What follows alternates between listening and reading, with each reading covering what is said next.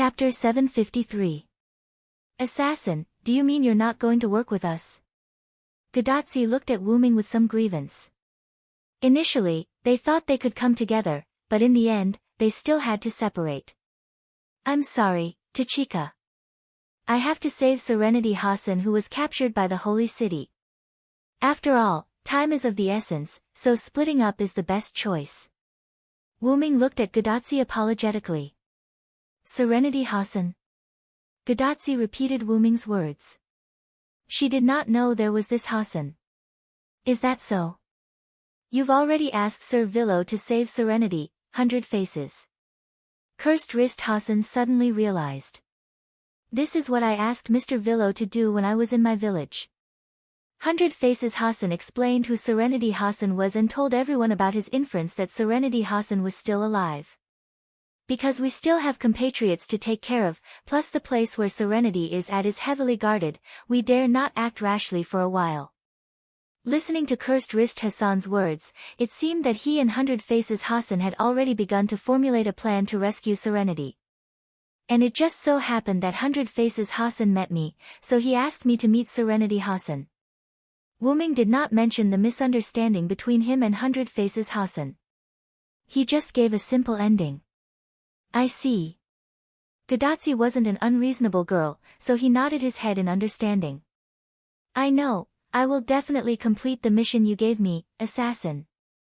Assassin, you have to work hard on your side too. She clenched her little fist and cheered for Wuming. Don't worry, I'm Villo there answered. Nothing will happen. Wuming reached out his hand and gave a thumbs up to Gadotsi in the void. Gadotsi also reached out her hand and gave a thumbs up in the void with a knowing smile. Then I'll leave it to you, Your Excellency Villo. I'll provide you with the specific information, Cursed Wrist Hasan thanked him. Okay, then I'll thank you in advance. Wuming nodded in a manner that was neither servile nor overbearing. Although he only needed to tell Wuming where the location was, Hasan also thought so he did not prepare any information for Wuming. However, since someone was willing to help, Wuming wouldn't refuse the other party's request, so he simply agreed. Then, I'll be in charge of rescuing Serenity Hasan. Tachika, Matthew, and Lucius will be in charge of going to the Yazril Temple with Cursed Wrist Hasan and Baijio Hasan. That's it. Wuming stood up and prepared to end the meeting. How sad, my dear Villo, are you going to abandon Da Vinci just like that? Da Vinci, who wasn't assigned a mission, complained. This made Wuming feel somewhat helpless. You're a caster, after all. It's better for you to stay here. Wuming smiled helplessly. And the villagers also need someone to protect them. If the servants leave, it'll be bad if there's any danger. For example, they would be discovered by the knights. After all, the West Village was still guarded by Abanti, whom Gapril and Baijio Hasan didn't know about. As for the East Village, once they all left, then no one could provide protection for the villagers. Although Wuming would also let Azrael stay to protect the village secretly, Azrael was currently a secret chess piece, so he had to let one of her servants stay behind. I'm a genius. Maybe I can help. After all, climbing a mountain is very tiring. Tachika is just an ordinary human. She should need transportation, and it can also speed up. Da Vinci said a series of benefits for him to go. However, Cursed Wrist Hasan immediately refuted. Unfortunately, on the way to the Yazril Temple, you are not allowed to take transportation. That is disrespectful to the first generation. Even Da Vinci was stunned by Cursed Wrist Hasan's sudden slap in the face. The main reason was that the road between them was so rugged that many people who took transportation fell off the cliff and died because of instability. That was why this rule was extended. But if you don't want to take transportation, you can follow me. Cursed Wrist Hasan's words made Da Vinci react instantly. Okay, no problem. Da Vinci smiled and replied quickly. This made Wuming feel helpless. But Da Vinci didn't mind. It wouldn't affect him anyway, probably. In that case, I won't go. Mr. Villo is right. Someone has to stay behind to protect the villagers. So let me stay here to protect the villagers. At this time, Baijiu Hassan suddenly spoke. After all, as long as it was Hassan, he would know where the Yazril temple was, so only one Hassan was needed to lead everyone to the Yazril temple. And if he was punished by the first Hassan, only cursed wrist Hassan, the current generation Hassan, would be punished. So it didn't matter if Baijiu Hassan went or not. However, cursed wrist Hassan spoke once. You don't have to worry about that. There is another servant in this village. Cursed wrist Hassan reminded him. When cursed wrist Hassan said that, Baijiu Hassan understood. I forgot about that person. Because he didn't come here often, and that person didn't appear in the village, Baijiu Hassan forgot about him. That person? Who is it? Wuming was puzzled because he didn't find any other servant's magical power in the village, including now. Wuming released his spirit sense and covered the entire village. Except for the servants in this house, there were no other servants in the village. You can't perceive that person's magical power because he is not in the village, dear Villo. After all, it was Castor, and Da Vinci perceived Wuming's spirit sense. Not in the village. Wuming was relieved. In that case, it was not surprising that Wuming couldn't perceive the servant's aura. That person took some villagers to the mountains to hunt today. Gadotsi said with a smile. After all, there is not much food now. That person will take the villagers to the mountains from time to hunt. Matthew echoed. Although it was a war, there were still many wild animals in the mountains. However, because of the singularity, those beasts were fierce, so they needed servants to lead the team to hunt. So, who is that person? Wuming didn't know whether to laugh or cry. This group of people just didn't say the servant's name. It was definitely a temporary idea to play with him. This was Wuming's judgment. In the end, it was the most honest, cursed wrist Hassan who said the servant's real name. The servant's rank is archer, and his real name is Arash Kamengo, a great hero of the ancient Persian Empire. Chapter 754. Because he was acting alone, Wuming left first. Gadotsi and the others were going to wait for Arash, who went out to hunt with the villagers, to come back and explain before going out, so Gadotsi and the others stayed in the village. Between the mountains, Wuming used his telekinesis to fly in the air and headed south. After leaving East Village for some distance, Wuming found a mountaintop similar to a cliff and stopped. I remember that Arash is a hero who can tear the earth with an arrow, but the price seems to be the shattering of his body. Wuming thought about the information of the great hero along the way. Although Wuming could also wait for Arash to come back and meet him before leaving, there was no need for that. After all, there would be opportunities in the future. Thinking of opportunities, Wuming thought of Smoky Drunk Hassan. His first meeting with Smoky Drunk Hassan was the last meeting. At that time, Wuming also thought that there was still a chance. I'm not a jinx. Wuming shook his head self-deprecatingly. As a matter of fact, it was inevitable for Smoky Drunk Hassan to make such a decision. It was a pity that he could not see him again. Wuming had a good impression of Hassan, who was willing to sacrifice his life to stall Tristan. However, the other party had left. Wuming shook his head and stopped thinking about it. Then, he looked in the direction of the cliff. He sensed someone there. Azriel? After Wuming said that, an angel floated up from the bottom of the cliff. It's me, Master. The newcomer was naturally the green-haired Azriel. Azriel's special skill played a big role. So far, she had not shown any signs of losing her mind. It seemed that the ability of the Skywing Commander brought about resistance to the violent power. Azriel bowed her head respectfully, her wings half spread, and floated in the air, but her body was one position lower than Wuming. You've worked hard, Azriel. You've completed the task I gave you very well. After all, she was his subordinate, and she was also a cute girl. Wuming naturally wouldn't be stingy with his praise. Master, are you blaming me for not saving that smoke-drunk Hassan? Azriel suddenly asked. Wuming shook his head. The death of a servant is not a real death, and you did it to complete my mission. You did the right thing. Therefore, Wuming did not overreact to the death of drunk Smoke Hassan. Moreover, Azriel's actions proved that she was completely under Wuming's command. She would not try to act smart, which was similar to the NPCs in Nazalek. However, being too loyal and inflexible was also what gave Wuming a headache. Of course, I hope you can try to be flexible. When Wuming left Dongji village, he got a lot of information from drunk Smoke Hassan about a prison tower that imprisoned Tranquil Hassan. However, when handing over the information, Wuming inadvertently heard a sentence from Cursed Wrist Hassan. It would be great if Smoke Drunk didn't leave. Her stealth ability is the best among us, Hassan. It was no wonder that drunk Smoke Hassan chose to sneak into the holy city. It was not arrogance, but the truth. Although the ending was that he took the initiative to expose himself and sacrificed himself to cover the refugees. At that time, Wuming actually wanted to complain.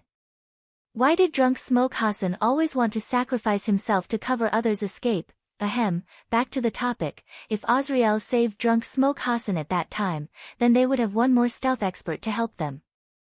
Of course, I'm not blaming you. I just hope you don't lose the right to think for yourself because you want to fully express your loyalty. Servants who needed to be loyal to a new master would generally fully obey the master's orders in order to gain the master's trust. However, there was no need for that. He believed in the loyalty of the Skywing species. A person who was loyal enough to listen to the master's orders and indirectly killed her master, and it was done knowingly.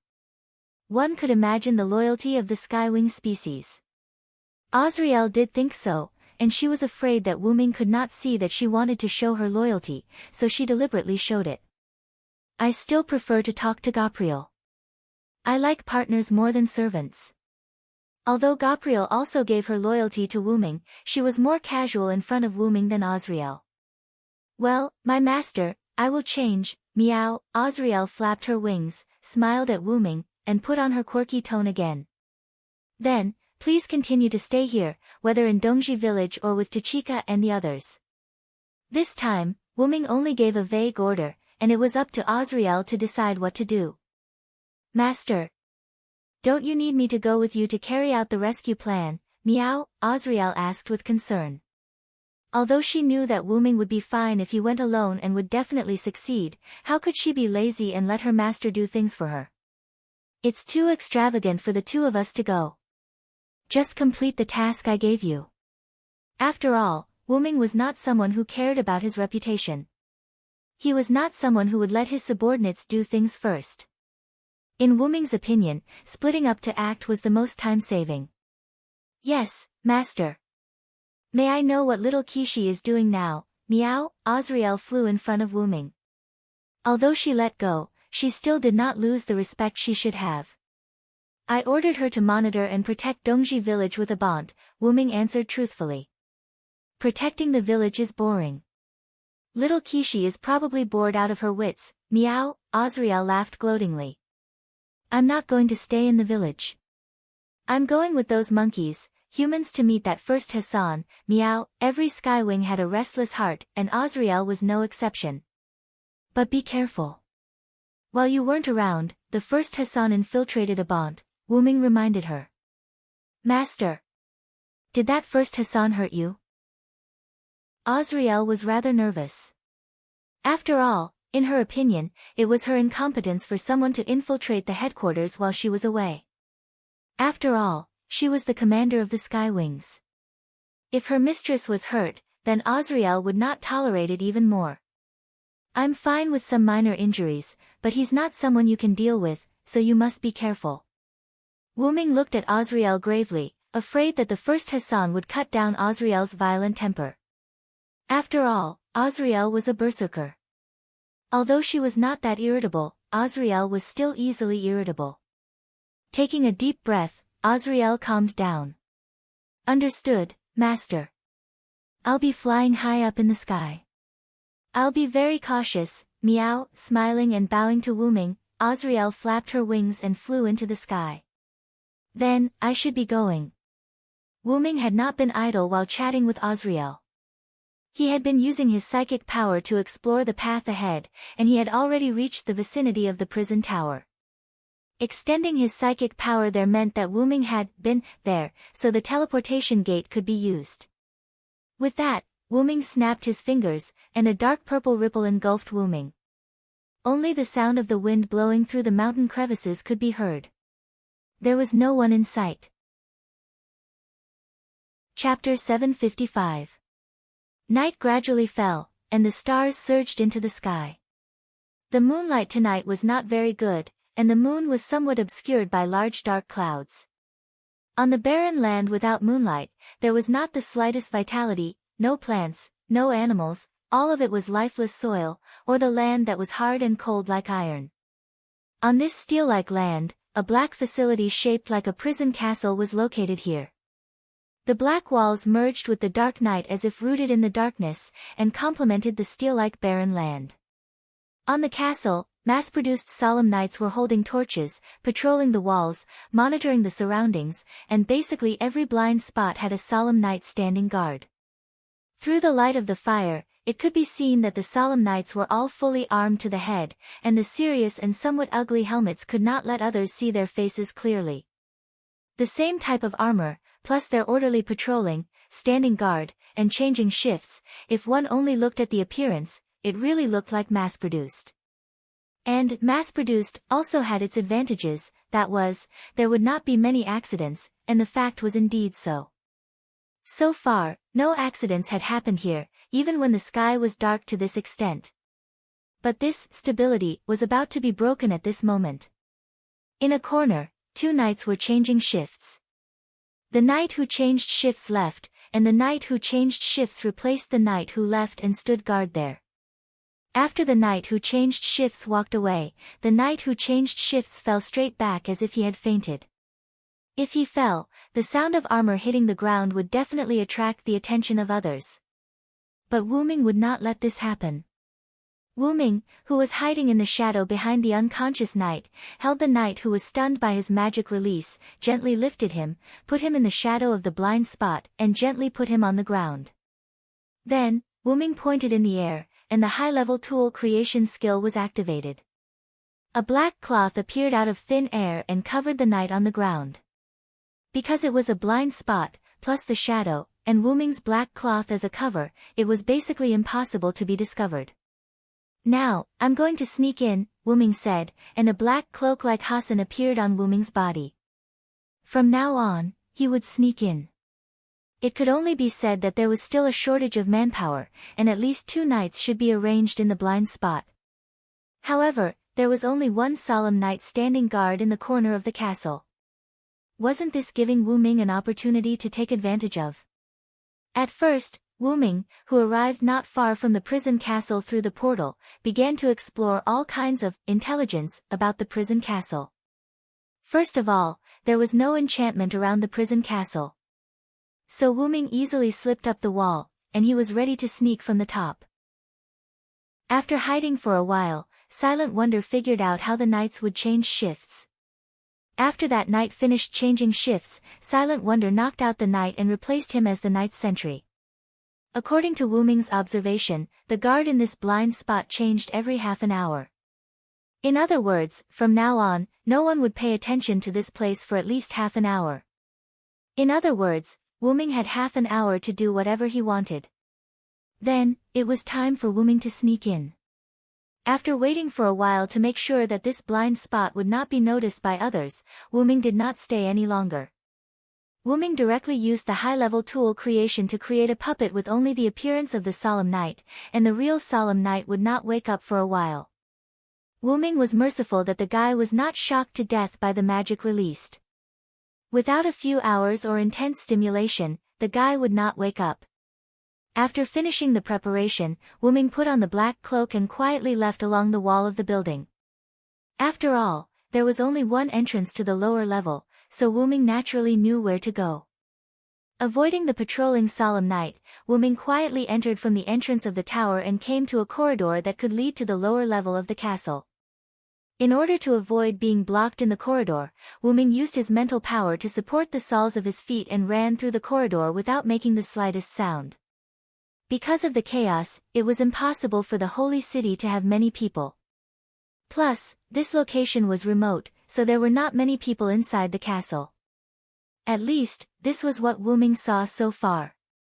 At least Wyrm did not see many solemn knights along the way. Even if he did, Wyrm could rely on his own skills to avoid them. It had to be said that the construction of this prison castle was exactly the same as the prison castle in Camelot. Wyrm even felt like he was back at home, cough cough. In short, Wyrm knew his destination, where was the prison room where the prisoners were kept. After all, he was also a Knight of the Round Table. Soon, Wyrm came to an entrance to the lower level. Hiding in the corner, Wyrm saw two solemn knights holding spears at the entrance. In front of him was the entrance where the prisoners were detained. If it was in this castle, then Quiet Hassan would be in the prison room at this entrance. After finding Quiet Hassan, Wyrm could rely on the portal to save her. So, it was better to be reckless now. Wyrm picked up a stone and threw it in the opposite direction where he was. The two solemn knights looked over subconsciously. At this moment, the mental power attached to the soles of his feet burst out suddenly. Wyrm rushed to the two solemn knights like a missile. The two solemn knights obviously realized that something was wrong, and they also saw someone attacking them, but their body's reaction speed could not keep up with their thoughts. Wyrm, who rushed to the front of the two knights in an instant, pressed his hands on the heads of the two solemn knights, and magic power suddenly released. What? Before one of the knights could finish speaking, he was stunned by Wyrm's magic power. The other solemn knight, who did not have time to speak, naturally fainted earlier. Wyrm threw the two solemn knights casually, and the two solemn knights were swallowed by the black and purple ripples. In one corner, the black and purple ripples spat out the two and piled them together like garbage. Looking at the adults in the prison room, Wyrm gently patted the non-existent dust on his hands. After all, there was no need to be careful. Moreover, Wyrm did not feel that this door was safe. On the contrary, this door was probably the most dangerous place in this prison castle. With one hand extended, the spear of the unconscious solemn knight was sucked into the palm of Wyrm's hand with his mental power. Wyrm held the spear and aimed at the door, and magic began to gather on this ordinary spear. Then, the spear was thrown out by Wyrm. Whoosh, boom. The entire prison castle shook violently. Chapter 756. Boom. The entire prison tower shook because of Wyrm's throw. The solemn knights on the tower panicked a little. Although there was no commander to command them, after a moment of panic, the solemn knights automatically gathered in an orderly manner and headed toward the source of the tremor, the prison in the castle. At the door of the prison room, Wyrm pondered and picked up the broken stone that splashed at his feet. A magic shielding enchantment. Wyrm saw the traces of a magic enchantment attached to the broken stone. Attached to these walls were enchantments that could completely shield magic. Although this enchantment was very ordinary, it was very practical. However, this enchantment was said to shield magic, but it was more like hiding magic. When setting up a magic trap or something, with this enchantment, the enemy would not be able to detect the magic on the magic trap and thus would not be able to discover the trap. Of course, to deal with a magician, non-magic traps could also be set up. To put it simply, it was a trap created by the knowledge brought about by the development of science and technology. However, such a trap was basically useless against people like Wyrm, although magic traps were unlikely to work against Wyrm. However, this magic shielding enchantment was not used to hide the trap. The other party knew that the trap would not be able to do anything to Wyrm, so this enchantment was used to hide the person hiding in the prison room. Wyrm casually threw away the broken stone in his hand and then looked at the smashed door. The door was completely broken, and even the walls around the door had a lot of cracks. The broken stone that splashed at Wyrm's feet was part of this broken wall. Wyrm's throw accurately hit the target he wanted to hit. Although this blow caused a lot of smoke and the situation inside could not be seen clearly, Wyrm did not need to see clearly. After breaking the door, Wyrm extended his mental strength to see the situation inside.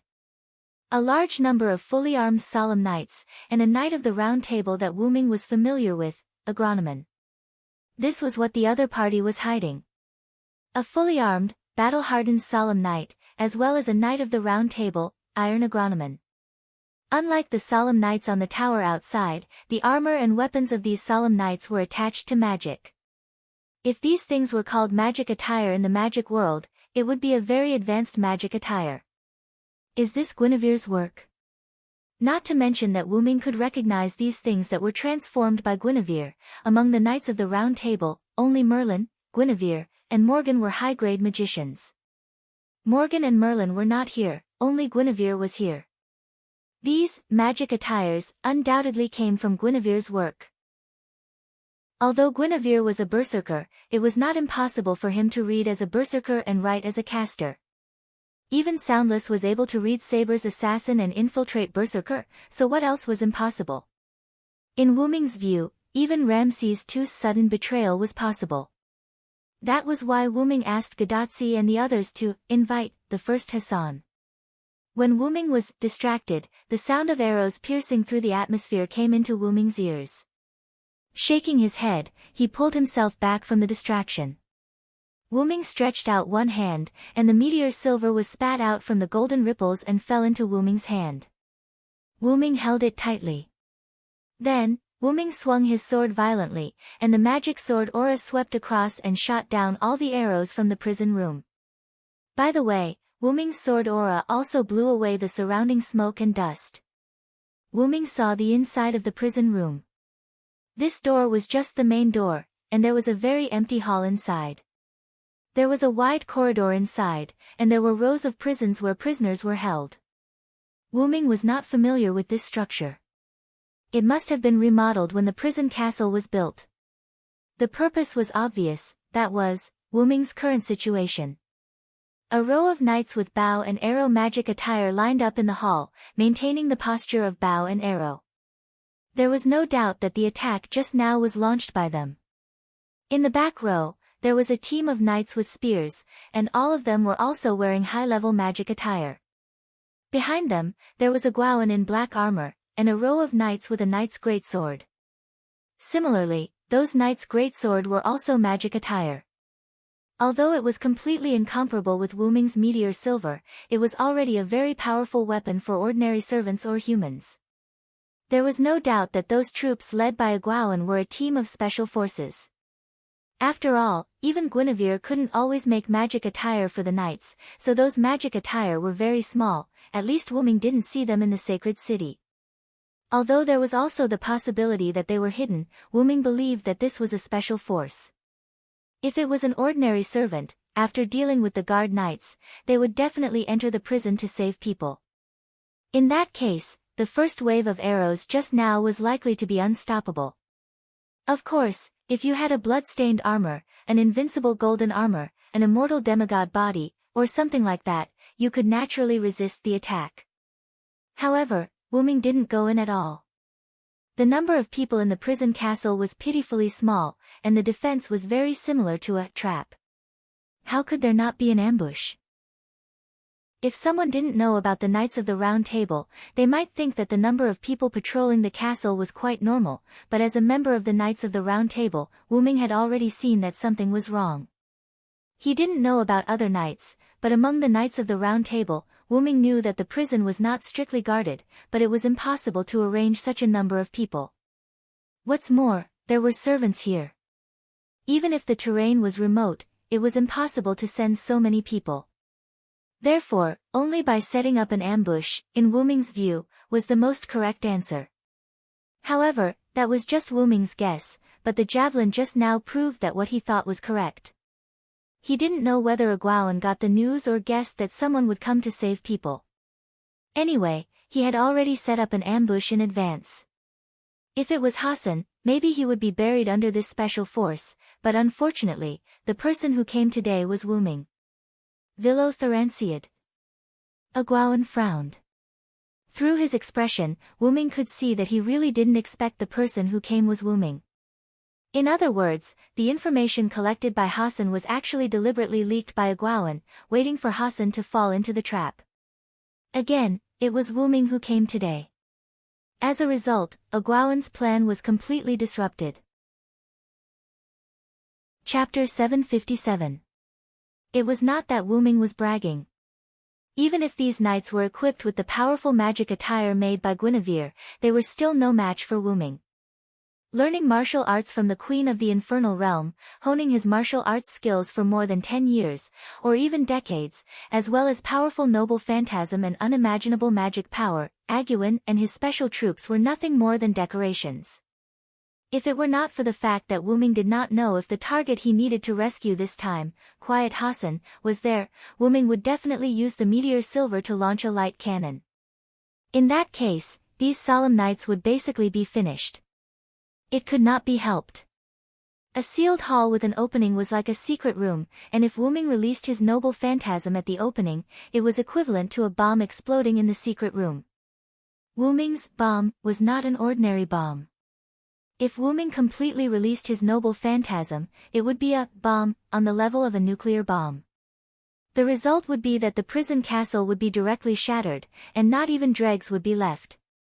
However, Wu Ming did not know if the target he needed to rescue this time was still in the prison castle, so Wu Ming would not do that. Moreover, Wu Ming sneaked in, so how could he make such a big movement like a nuclear bomb explosion? Wu Ming looked at Aguin's appearance, and it did not seem like he was going to turn a blind eye. However, after all, both of them were once colleagues at the round table, so Wu Ming would not immediately make a move.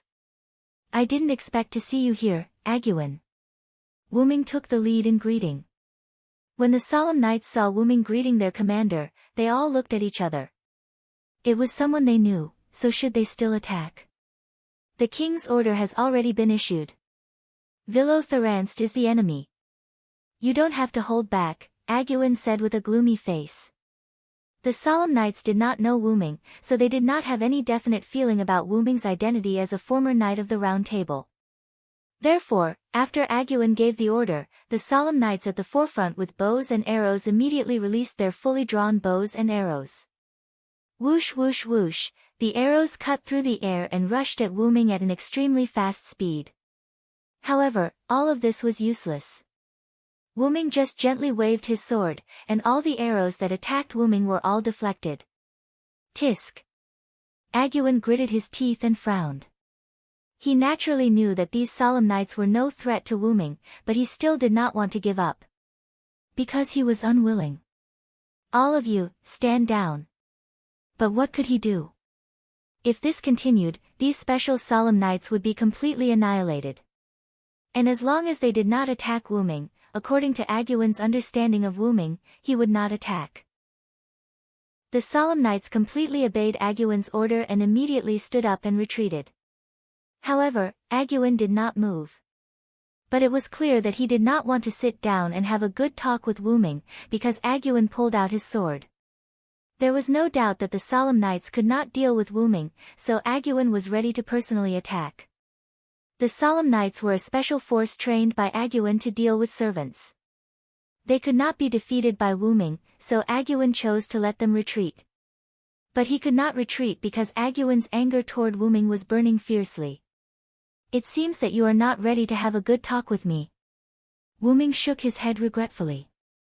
Although it was futile for Aguin to personally attack, not to mention that Aguin's face was full of anger at the moment. But as a knight, Wu Ming respected Aguin's choice. So Wu Ming also raised his sword, Meteor Silver. Without saying much, Aguin made the first move. It was a powerful slash, which gave people the feeling that Aguin was not a knight, but a berserker. Wu Ming received the attack. Aguin's attack was indeed powerful, but Wu Ming was stronger. However, Wu Ming did not attack, but used Meteor Silver to constantly defend. Bang, bang, bang, Aguin held his sword and kept attacking. Wu Ming used Meteor Silver to constantly defend. One moved forward, the other moved backward. The two swords collided with each other and made a sound. "What made you so angry, Aguin?" Wu Ming asked while defending. "Of course it's you. Villotharanst." Aguin roared, raised his sword and slashed at Wu Ming with more force than before. Clang! The sound of metal colliding rose by dozens of decibels, and Wu Ming felt a little uncomfortable. On the other hand, Aguin's ear was slightly bleeding. Whether it's Guy, Gaholis, Maranduk, or Percival, they can all betray the king, but only you. The king's closest knight. Vilo Thranst.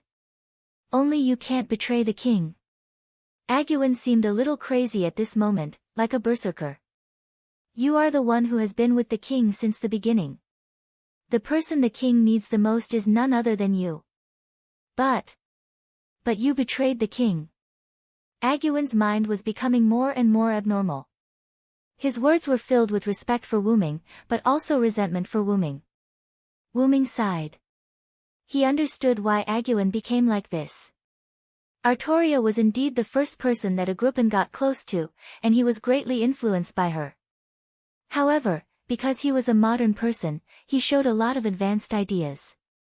Therefore, Wuming's influence on Agrippan was also great. Aguin was extremely loyal to Artoria, but he also admired Wuming.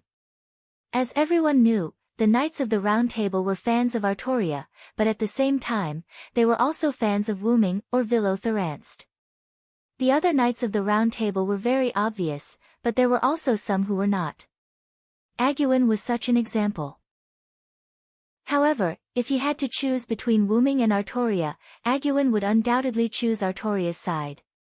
But this did not mean that he could turn a blind eye to the person he admired, especially when that person was the person the king he was loyal to needed. And now, the two people he admired and believed in were standing on opposite sides. How could he not go crazy?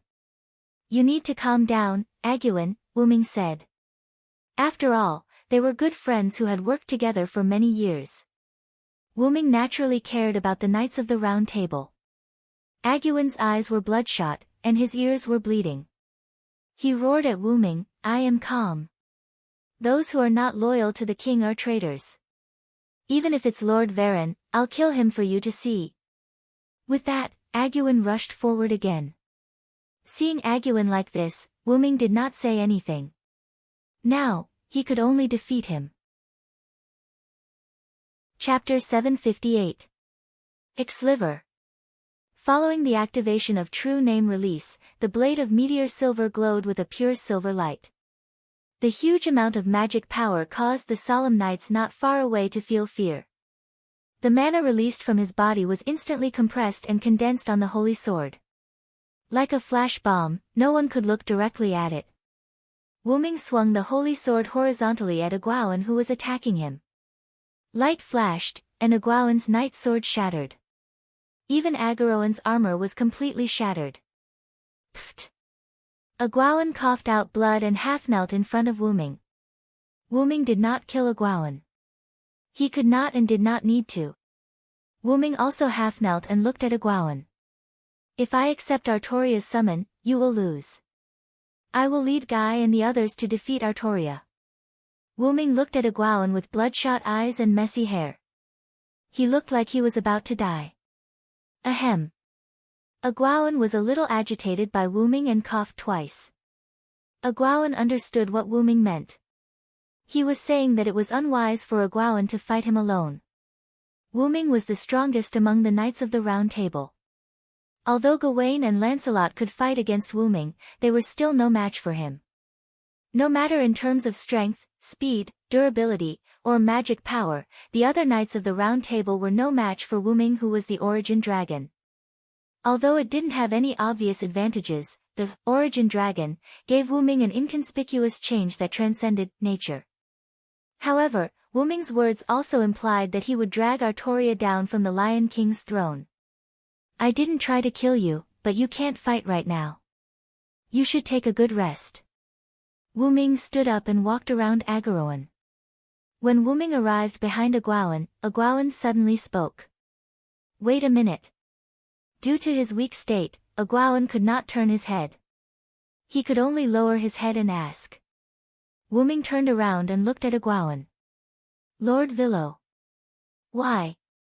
Why do you want to make an enemy out of my king? However, Wuming only smiled at this. I never said that I want to be Artoria's enemy. I just don't want Artoria to walk on a difficult path. In her current form, Artoria chose to preserve the human specimens and destroy the villains for the sake of mankind. No matter the Knights of the Round Table, such as Guy, who chose to stand against Artoria, or the Knights of the Round Table who chose to stand on Artoria's side, as a knight, they were against the idea of eliminating the majority and protecting the minority. However, the knights who chose to stand on Artoria's side, such as Gawain, did so out of loyalty. Compared to protecting the people, serving the king and making up for their regrets was a better choice. Therefore, King Arthur's Knights of the Round Table became the Lion King's Knights of the Round Table. Purely from the perspective of protecting the people, Artoria chose the right path.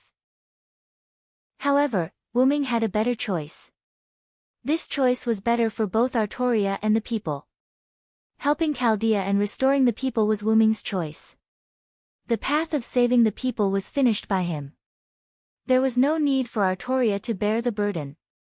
If there was a happy ending, why would he choose the path of bad end? Therefore, Wyrm stood on the opposite side of the Lion King as an ally. Didn't you say that the person Artoria needs the most is me? Therefore, I will never betray her. I just chose to walk on the path of betrayal in your eyes. However, more importantly, Wyrm had to find out what Artoria was hiding from him. Of course, the premise of all this was that Ramses II did not lie. By the way, the new force is mine. Soon, we will launch an attack on the Holy City. Be prepared, agronomen. After saying that, Wyrm walked into the prison. As for agronomen, after hearing Wyrm's words, he fainted and lay on the ground. The knights were afraid of Wyrm because of Wyrm's previous performance. In addition, their commander, agronomen, had fainted. Therefore, the knights did not move. They were even a little scared. Seeing such knights, Wyrm shook his head helplessly. Send agronomen back to the Holy City. Tell him that you met me. The Lion King will not blame you. Yes. The knights responded. Then, they carried the unconscious agronomen and hurriedly left in the direction of the gate. Wyrm shook his head again. He was disappointed with these knights. Although it was irrational to fight against an enemy who was obviously unbeatable, listening to Wyrm, who seemed to be an enemy at the moment, was there something wrong? However, Wyrm did not think too much about it. What he needed to do now was to save Quiet Hassan. Walking to the prison corridor, Wyrm did not find anyone in the cells on both sides of the corridor, but after thinking about it carefully, the villains must have been killed. Judging from the magic emitted by the prison facilities here, it was estimated that this place was only used to imprison servants. I forgot to ask where Quiet Hassan is. Wyrm made a mistake. However, the felons should be in the innermost part. With that in mind, Wyrm walked to the deepest part of the prison corridor. A two-person tall door appeared in front of Wyrm. Without hesitation, Wyrm pushed the door and walked in. As soon as he entered, he saw a huge cylindrical pit, but the depth of the huge pit was not high, but the diameter was quite long. A stone staircase spiraled down the edge of the huge pit. It seemed to be a staircase leading to the bottom. However, because it was not deep, Wyrm saw the bottom at a glance. In the center of the bottom, a wooden cross stood there, which was used to tie people up. On the cross, a scarred body was hung on it. It was a purple-haired girl wearing a tight black suit and a skull mask. That should be Quiet Hassan. Wyrm thought so. With a light leap, Wyrm jumped down from the huge pit and landed steadily in front of Quiet Hassan. Quiet Hassan did not move at all, but Wyrm was still keenly aware that a gaze was looking at him, but it immediately moved away. Wyrm looked at his armor. He was afraid that Quiet Hassan thought he was a knight of the Holy City. He touched the armor and changed into ordinary Middle Eastern clothes, then Wyrm spoke. I'm here to save you on Hassan's request. After Wyrm finished speaking, Quiet Hassan's eyes lit up. Later, Wyrm waved the meteor silver, and the chain wrapped around Quiet Hassan broke, and Quiet Hassan fell from the cross. Wyrm subconsciously reached out and hugged Quiet Hassan. However, at this moment, Quiet Hassan squeezed out a trace of strength and spoke weakly. No. Chapter 759. But to be honest, if it weren't for Wu Ming's good ears and being close enough to quiet Hassan, Wu Ming might not have been able to hear quiet Hassan's words. Such a weak and incomparably weak voice, coupled with the injuries on quiet Hassan's body, it seemed that quiet Hassan was tortured by Ugdadi. As for quiet Hassan's, no, Wu Ming naturally knew why. Cursed wrist Hassan had given Wu Ming information that quiet Hassan's entire body was highly toxic, whether it was his skin, hair, or even body fluids. Ordinary people would die as soon as they touched him, and even servants might not be able to resist quiet Hassan's poison. Therefore, cursed wrist Hassan told Wu Ming that he should not easily come into contact with quiet Hassan. However, as the root dragon, Wu Ming was naturally not afraid of any poison, even if it was the body of a servant. Otherwise, why would Wu Ming cheat on the body of a servant? However, quiet Hassan was also a girl. Since she said no, Wu Ming would not force her. Spirit power was launched, and quiet Hassan was suspended in the air at a very close distance from Wu Ming. Sigh. Quiet Hassan was obviously puzzled by his current state. Don't be afraid, this is my ability. Wu Ming said, spreading his hands, and his body naturally flew up, just like quiet Hassan. The embodiment of spirit power is a good choice to control the flight of objects. Oh, Quiet Hassan was a little overwhelmed. He didn't know if it was because he was too weak, but quiet Hassan seemed a little absent-minded. By the way, I'm not afraid of your poison. Wu Ming finally emphasized. Ha! Quiet Hassan was taken aback, but then he returned to normal. Maybe he has the ability to resist poison, but in the face of my poison, I'm afraid it won't have much effect. Quiet Hassan thought so, and finally dispelled the fantasy in his mind.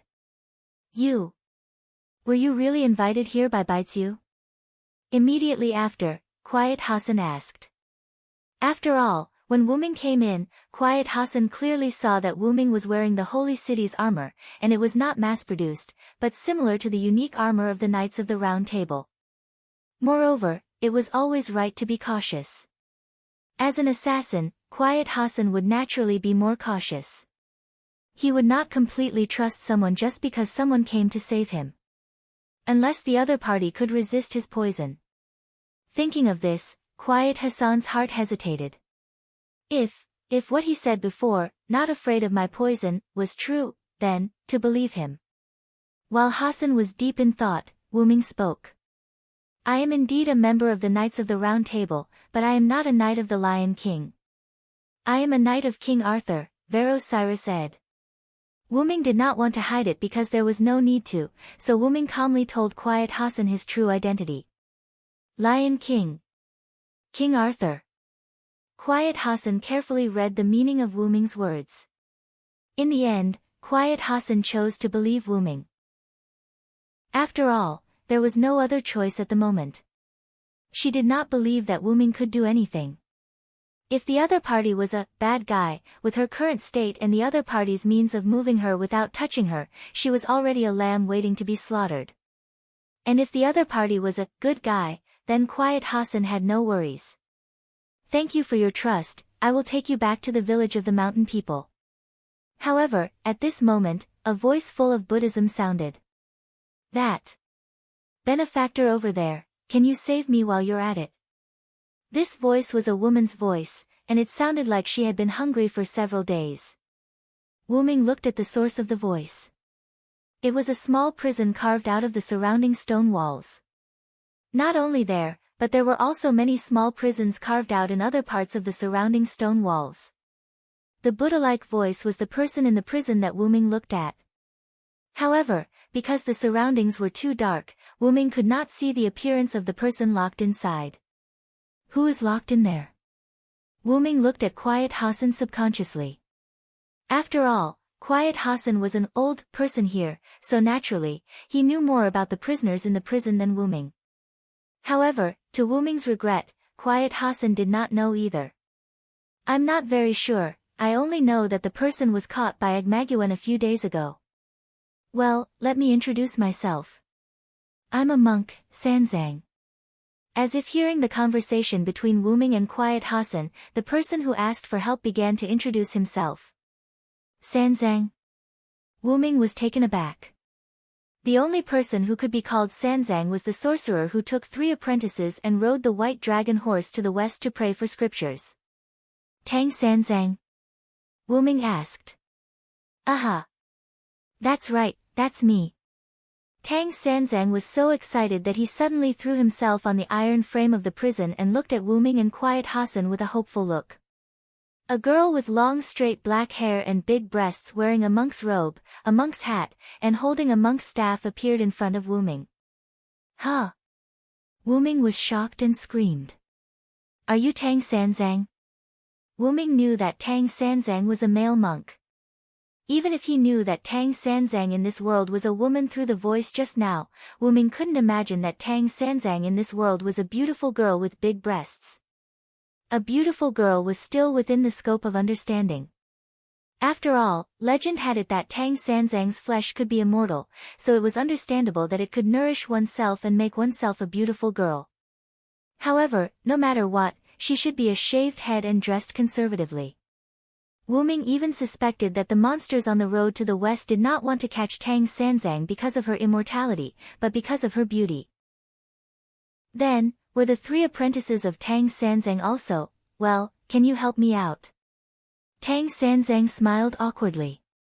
Shaking his head, Wuming shook his head to get rid of his thoughts, and waved the meteor silver.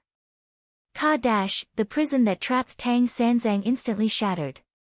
Great, I'm saved. Tang Sanzang exhaled a long breath and walked out with his staff. Ba, thank you for saving my life, benefactor. Tang Sanzang uttered a Buddhist name, his palm vertical, and bowed to Wuming. Master Sanzang, you don't have to be so courteous. I wonder why you are imprisoned here.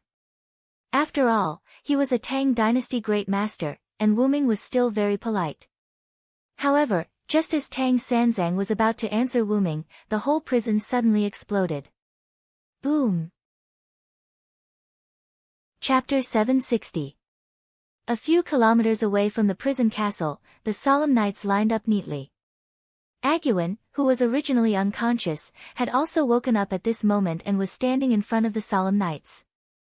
However, even if he woke up, Aguin's appearance and state were still not good.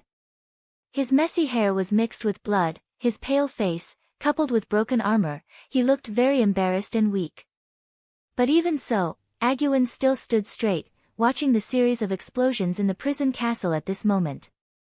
After all, such a big castle, without special means, it was impossible to blow it up in an instant.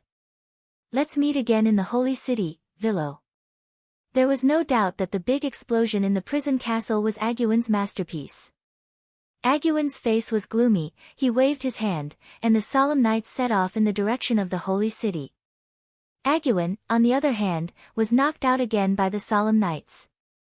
After a while, the explosion in the prison castle ended, the whole prison castle turned into ruins, and even some places were burning, which was particularly conspicuous in the dark night. Behind a big stone around the ruins, the figures of Wuming's trio appeared. Except for Tang Sanzang's clothes, which were a bit messy, purely because of the shock, no one had the slightest damage, even Wuming's clothes were clean. Tang Sanzang breathed a sigh of relief, patted his huge chest, and looked like he had survived a disaster. It really scared me, I thought I was really going to see Buddha this time. However, Tang Sanzang had already gone to see Buddha, otherwise, it was impossible for him to appear in the form of a servant. Although this great wizard seemed to be powerless, he was indeed a caster servant. Thank you for saving this poor monk's life again, Tang Sanzang said, looked at Wuming behind him, and bowed again. It's nothing. Wuming nodded. When the explosion occurred, Wuming immediately used the portal to teleport Tang Sanzang, Quiet Hassan, and himself here. Then Wuming looked at the prison castle that had turned into ruins and walked over. Aguin must have buried a large amount of gunpowder under the prison. Wuming checked the traces of the explosion. Although Wuming had never seen gunpowder before, he could still make a simple guess. It was mainly made up of non-mystical weapons such as explosives, supplemented by mystical means such as magic. That was why Wuming did not discover the explosives buried under the prison castle. After all, if it was just a simple, magic explosive, Wu Ming would have sensed it the moment it got close to the prison castle. However, thanks to ordinary explosives, Wu Ming wouldn't be killed by such an explosion. Guowen seemed to be aware of this, which was why he muttered to himself, "See you again in the holy city." From the looks of it, there were only two reasons for the explosion in the prison castle.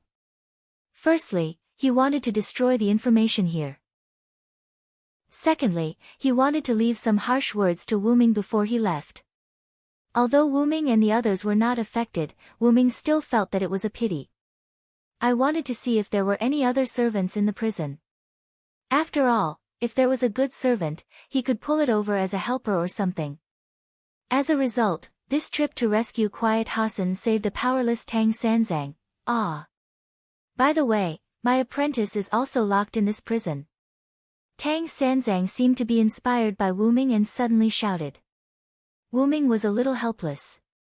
Only now did you remember that your apprentice was locked in here. I'm afraid she has been blown back to the martyr's palace. Wu Ming felt that Tang Sanzang had no dignity for him at all, and there was no need to respect such a girl with the title of Tang Dynasty Great Mage. Tang Sanzang also realized his problem, so he smiled awkwardly. After all, I'm really hungry. It's not easy to support myself and talk to the benefactor. However, Wu Ming was concerned about the apprentice mentioned by Tang Sanzang. The apprentice you are talking about shouldn't be the great sage, heaven's equal, Martial Canopy, and the curtain-lifting general. Then the holy city might have been destroyed long ago. Well, yes, it's not Wukong. That apprentice is my new apprentice in this world. Tang Sanzang nodded naturally. Then, Tang Sanzang had a regretful expression. If he was still here, we wouldn't have to starve. After all this time, it was still a matter of whether they were hungry or not, but when it came to the issue of hunger, Wu Ming looked at Quiet Hassan, who was leaning against a huge stone. She had not spoken since leaving the prison castle. Wu Ming could see that she was actually hungry.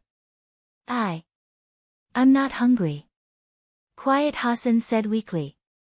Grumble, however, Quiet Hassan's stomach betrayed her, which made Quiet Hassan blush. Of course, because she was wearing a mask, Wu Ming couldn't see it, but through Quiet Hassan's subconscious lowering of her head, Wu Ming could almost guess it. I don't blame you. During the time when you were held captive, you must have been worried about your next meal. If you don't give them food, they will starve to death. Don't doubt it. After all, the masterless followers also relied on food to replenish their magic power. Without food for a long time, they will also die. However, their death would only bring them back to the martyr's palace. However, giving them too much food would not be conducive to interrogation. So Wu Ming guessed that during the time when Quiet Hassan was captured, she must not have eaten a good meal. The interrogation and lack of food caused Quiet Hassan's body to be so weak. Of course, Tang Sanzang was fine. It was purely because she had been imprisoned for too short a time.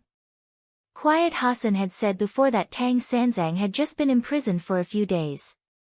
Wu Ming waved one hand, and a golden ripple appeared beside Wu Ming. This startled her, for fear that Wu Ming would do something to her. Don't be afraid, this is my noble artifact. Wu Ming comforted Quiet Hassan, and then the golden ripple spat out a tube of red potion. Reaching out to catch the potion, Wu Ming handed it to Quiet Hassan. This is a healing potion to restore vitality.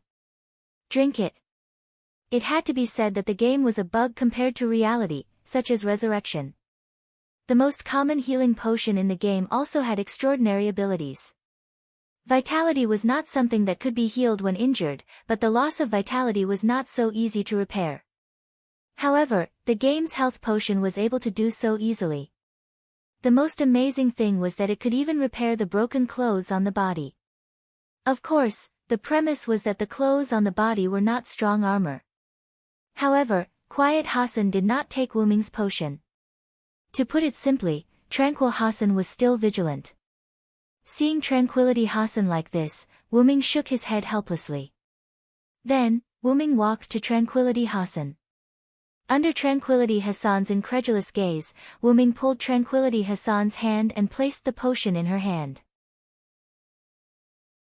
Chapter 761. Like I said, I'm not afraid of your poison. Wyrm said calmly, as if he was not poisoned at all. Immediately afterward, Wyrm continued to speak. If I have evil intentions, I don't need to trick you to drink the potion at all. Wouldn't it be better to force it on you? After all, after being able to ignore Quiet Hassan's poison, Quiet Hassan could be said to be completely unable to compete with Wyrm. Quiet Hassan looked blankly at his wrist that was grabbed by Wyrm and Wyrm's hand that grabbed his wrist, then looked at the potion in his palm and was in a daze. Drink it, this potion can not only heal injuries, but also alleviate hunger. As soon as he finished speaking, Wyrm heard a hee-hee sound from behind him. Can you give me a tube too, hee-hee-hee. Tang Sanzang smiled and looked at Wyrm. After all, she was also hungry. It didn't matter to her whether it could increase vitality or not. After all, she was a big piece of meat. For Tang Sanzang, being able to fill his stomach was the most important thing. Just as he was about to take out another tube of health potion from the golden ripples that had not yet closed, the sound of stones rolling came. Immediately afterward, Wyrm discovered the servant's reaction. Who is it? Wyrm raised his meteor silver and pointed it to the side of the ruins of the prison castle. The sound of stones rolling came from there, and the servant's magic power that Wyrm discovered also came from there, and it was a servant that Wyrm had never seen before. Wait a minute. At this time, Tang Sanzang suddenly shouted. Is it Futa? Futa. Wyrm frowned. The name sounded like a name from Japan. The Tang dynasty's great mage received a Japanese apprentice in the Middle East. Although it was a bit awkward, of course, the other party was a servant after all. It was understandable to be able to experience such an encounter across time and space. I didn't expect this prison to explode. A man with green hair and a ponytail walked out from the shadows. He was carrying a bag of Japanese rice. Although he sounded relaxed, the tattered clothes and armor on his body, as well as the bloodstains and injuries on his body, made it clear that he must have gone through some adventure to survive the explosion of the prison castle. Great! Tang Tai, it's great that you're all right. Tang Sanzang seemed very excited. It seemed like her disciple was still very important to her. Then, quickly use your rice bag to cook for your master. Your master is already very hungry. Wyrm sighed. As expected of Master Sanzang. However, the bag of rice was quite big. If there was rice in it, it should be enough to last for many days. I want to, but this little brother doesn't seem to trust me. The man named Ting Tai scratched the back of his head and looked at Wyrm with a headache. This was because Wyrm was still pointing his sword at Ting Tai. After all, I still can't judge whether you are Tang Sanzang's disciple. In other words, Wyrm suspected that the other party was in disguise. After all, the person in charge here was a Greco. If he had a servant who could change into others, it might be true. After all, it was a Greco. Although it was impossible to survive the big explosion just now, Wyrm still remembered what Tang Sanzang said before. Her disciple was also locked in this prison, that is to say, the other party escaped the big explosion while being imprisoned. The probability of being able to escape while being trapped is too low. Regarding this, I have evidence to prove that I escaped from the prison. It seemed that he saw Wyrm's intention. The man named Ting Tai turned around and began to move the stone. Quiet Hassan and Tang Sanzang were at a loss. The two of them couldn't understand what Ting Tai was doing. With the sound of the stone moving, a fragrance came to everyone's nose. It smells so good, Quiet Hassan suddenly had a big appetite. The fragrance of rice? On the contrary, Tang Sanzang recognized what this fragrance was for the first time. It gave people the feeling that they often ate it. Wyrm, on the other hand, was flabbergasted. First of all, how did he make the rice in an instant? Where did he get it from? Wyrm took a closer look. In the cracks of the ruins, under the stone fragments, there was a lot of cooked rice. The man named Ting Tai just moved the stone that pressed the rice, which let the fragrance of the rice pass into the nose of the three people. This must be the rice produced by your noble phantasm, Ting Tai. Tang Sanzang, who also came over, analyzed. A noble phantasm that produces rice? Wu Ming was stunned. This was a bit interesting. Rice bag, Ting Tai, Japan, there were keywords. If Alice was here, she should be able to analyze who the servant in front of her was in an instant. There was no way, Wu Ming could not bear to read so many books, so he simply took the opportunity to transfer a large number of books to Alice's database. After all, Alice was Wu Ming's gift, the possibility of separation was very low, so Wu Ming was so relieved. However, who would have thought that Gidea's strength was somewhat beyond Wu Ming's expectation, or Wu Ming did not expect that the other party would detonate the black mud and wanted to kill Wu Ming. When he thought of this, Wu Ming remembered that his body was still in the Hakata world. I have to hurry up. Whether it was the repair of the singularity or the journey to find the body in the Hakata world, he had to hurry up. Let me introduce myself, my real name is Ita Ting Tai, and my class is Archer. The rice is produced by my noble phantasm, the endless rice bag. The man whose real name was Ita Ting Tai said while patting the Japanese rice bag he was carrying. As for how Ita Ting Tai survived, looking at the rice in the stone ruins, he must have used the endless rice as a defensive means to substantially resist the explosion. Sure enough, food was the greatest. Of course, if you still don't believe me, then look at this. Ita Ting Tai said as he put the rice bag he was carrying on the ground and opened the lid.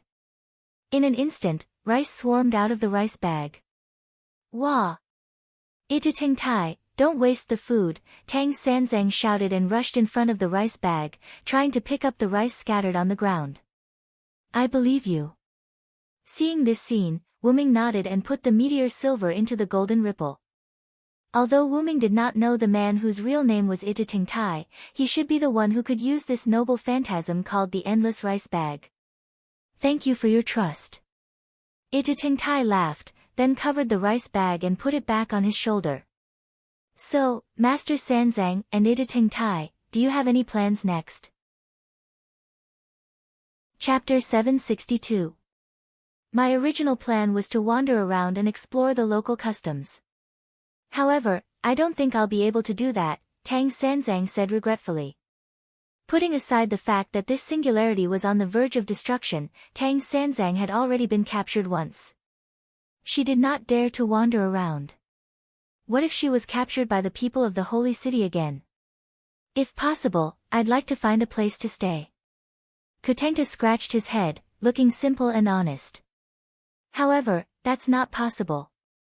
After all, this world doesn't seem to be able to hold on any longer, Tang Sanzang said seriously. Wu Ming was taken aback. Master Sanzang, can you feel the collapse of this singularity? Tang Sanzang nodded matter-of-factly. Of course I can feel it. This world is very similar to the aura I felt in the Great Tang. Wu Ming was enlightened. This meant that Tang Sanzang's background in obtaining the Western scripture was not as simple as it seemed. However, that had nothing to do with Wu Ming. What Wu Ming needed to do now was to pull these two to his side. After all, there was strength in numbers, right? I'm currently helping the Master of Chaldea save this singularity. Are you interested in helping? I don't have any combat ability. Are you sure you want me to join? Tang Sanzang looked embarrassed. Tang Sanzang had no intention of refusing, but he had a clear understanding of his own combat ability. I don't really like fighting either. If possible, I'd prefer to study food, Kutengta said. That's not a problem. Master Sanzang can stay in the village of the mountain people, and Kutengta can also act as the village's guard. He'll be responsible for the safety of Master Sanzang and the villagers. However, the village of the mountain people is rather secluded, and there won't be any danger, Wu Ming suggested. Kutengta nodded, but he did not make a decision immediately. Instead, he looked at Tang Sanzang. Then, I'll leave this to my master, Master Sanzang. Me? What a headache, Tang Sanzang shook his head. he did not seem to be good at making decisions. Even so, Tang Xuanzang seemed to have made his decision long ago. Alright, who asked you to save our lives? I'll bring Ting Tai and join your team. Thank you for joining us. Wu Ming smiled and nodded. No matter when, it was not a mistake to gather people, so Silent Wonder was happy to have 2 servants in the team.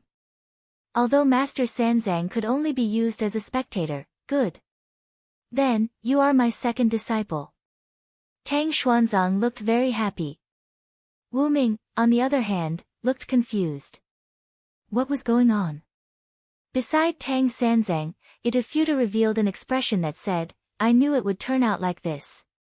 Could it be that Yuding Tai was also like Wu Ming and was randomly taken in as a disciple by Tang Xuanzang? Although Ituta had confusedly admitted that Tang Sanzang was his master, Ituta still called Tang Sanzang Mage Sanzang. Therefore, the possibility of Wu Ming's guess was very high. Well, as long as you are happy, Master Sanzang. Wu Ming shrugged his shoulders. Anyway, he would not lose a piece of meat. Tang Sanzang could call him whatever he wanted. What does Quiet Hassan think? Wu Ming looked at Quiet Hassan. Although he came to save Quiet Hassan this time, he was a local. He had to ask Quiet Hassan's opinion even if it was just for show. It's up to you. Quiet Hassan looked hesitant. This made Wu Ming confused again. Why are they all so strange? He shook his head and stopped thinking about these messy things. There's no time to lose, let's go. After that, Wu Ming opened the portal. Wu Ming, Quiet Hassan, Tang Sanzang, and Itafuta went in. In the blink of an eye, Wu Ming and the other 3 disappeared in place, leaving only the ruins of the prison castle and a little fire, flickering in the darkness. On the other side of the portal was the house of Gadatsi and others. Because they were going to the Yazril temple, there was no one here now. Wow, this is really amazing. Tang Sanzang, who was the first to walk out of the portal, commented on Wu Ming's portal. But the color doesn't look very comfortable. Although the color is not very good, this ability is really interesting. Itafuta was also interested in Wu Ming's portal. It's just a little trick, Wu Ming said modestly. Then, Wu Ming glanced at Quiet Hassan. Because he had drunk the potion given by Wu Ming, Quiet Hassan had recovered a lot at the moment, and walking was not a problem at all. This is the residence of the Master of Chaldea, you can rest here now, Wu Ming said to the 3 of them.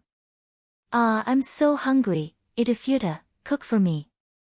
Tang Sanzang looked directly at Itafuta. It can't be helped, Wu Ming hasn't given Tang Sanzang health potion yet, so Tang Sanzang is still hungry. Yes, Master Sanzang, I'll cook now, I'll borrow the kitchen. Itafuta said and walked out of the room to look for the kitchen. At this time, it was the middle of the night, and Wu Ming had no other tasks, so he simply wanted to ask Tang Sanzang some things in his spare time. Master Sanzang, have you been to the Holy City? Tang Sanzang, who was preparing to travel to various places here, has naturally been to the Holy City. Of course, I have been there, and it was not long ago. Suddenly, Tang Sanzang thought of something. By the way, I seem to have been caught by His Excellency Aguawan not long after I left the Holy City. Tang Sanzang smiled embarrassedly. But this is strange, why didn't he catch Tang Sanzang when she was still in the Holy City? And Quiet Hassan, who sat down with Wu Ming and Tang Sanzang, raised a question. Why didn't he catch you when you were still in the Holy City? The reason why he didn't do anything to me in the Holy City is that, although my thoughts are different from those of the Holy City, the Lion King didn't think I was a threat, so he let me leave the Holy City. After thinking for a while, Tang Sanzang continued to speak. Maybe His Excellency Aguawan acted without authorization. It was because he hid it from the Lion King that Aguawan detained Tang Sanzang in the hidden prison where Quiet Hassan was detained. If it was Aguawan, he would have done that. Wu Ming nodded thoughtfully. By the way, won't this place be discovered by the people of the Holy City? I remember that they have been searching for the village of the mountain people. Tang Sanzang asked. In this regard, Wu Ming shook his head. The location of this village is very hidden, and it's basically impossible to find. However, just after Wyrm finished speaking, there was an explosion. Boom. Chapter 763. Boom. The sound of the explosion came from outside the house. In an instant, Wyrm activated his mental power to the maximum, wanting to see what happened. Then, Ito ran in too hastily and said with a serious face. Something happened, someone attacked the village. However, at this moment, Wyrm also saw it. Located at the entrance of the village, there was black smoke at the moment, which was the residue of the explosion. Although the black smoke was dense, Wyrm's mental power was not a pair of glasses, so he could see the enemy in the black smoke. There was only one enemy. Fully armed with red and white armor, and on the tight helmet, the sharp horns like the devil looked particularly ferocious. Red magic lightning emitted from the knight's great sword in the enemy's hand, and it turned out that the explosion at the entrance of the village was caused by this person. Mordred. Wyrm said the name of the intruder.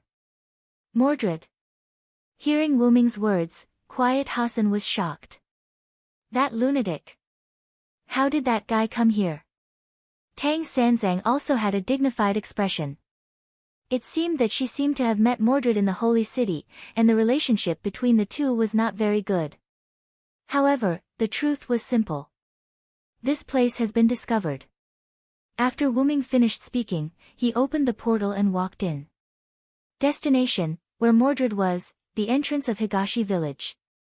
When Wyrm completely entered the portal closed instantly. In the end, only Wyrm's voice remained in the air. The three of you, hurry up and cover the villagers to take refuge, please. To be honest, just as he said that the people of the Holy City would not find this place, the other party launched an attack. Although there was only one person, Wyrm did not feel lucky. As one of the Knights of the Round Table, Wyrm naturally knew Mordred. Mordred's fighting style was relatively wild, or rather, she fought like a berserker. It was impossible to tell that she was a Knight of Camelot. You could say that she did not use her brain, or that she was simple. Often, such people were the easiest to deal with. But at the same time, they were also the most difficult to deal with. For example, after becoming a servant, she would not hesitate to use her noble phantoms. Claret Blood Arthur. Boom. The earth was wailing, and the red lightning on the ground indicated that Mordred had once again used a noble artifact. Ha ha ha. What happened? What happened? Was there no one who could fight? I came here alone on purpose. I'm so disappointed. Mordred waved the king's sword, dispersing the red lightning on the blade and dispersing the smoke and dust from the explosion. To be honest, she was afraid that she would blow up the entire village. Therefore, she released her noble phantasm with the least damage. She wanted to lure the servant out and punish him. After all, she was the Lion King's knight. As a knight, how could she blast away both the enemy and the existence? Of course, it was to kill the enemy and then blow up the village. Thinking of this, Mordred's face under the helmet revealed a sinister smile.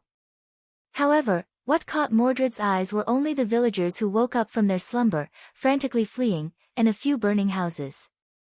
This is really disappointing. Then, let this blow end all of you. Mordred said and once again raised the king's sword in front of her. Claret Blood Arthur. Magic gushed out from the king's sword, reaching the dark sky. Mordred didn't hold back anymore. It seemed like she was really going to destroy the village with her next attack, just as she had said she would. It's over, Mordred. A voice came from the village.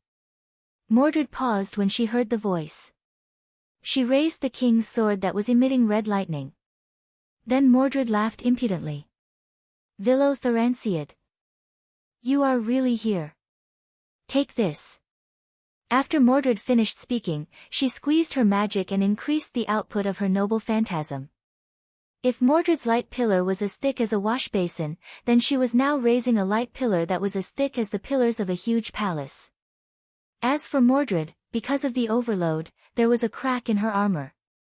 Since Mordred was so generous, Wyrm naturally used his noble phantasm to fight back. Silver meteor, meteor silver splendor.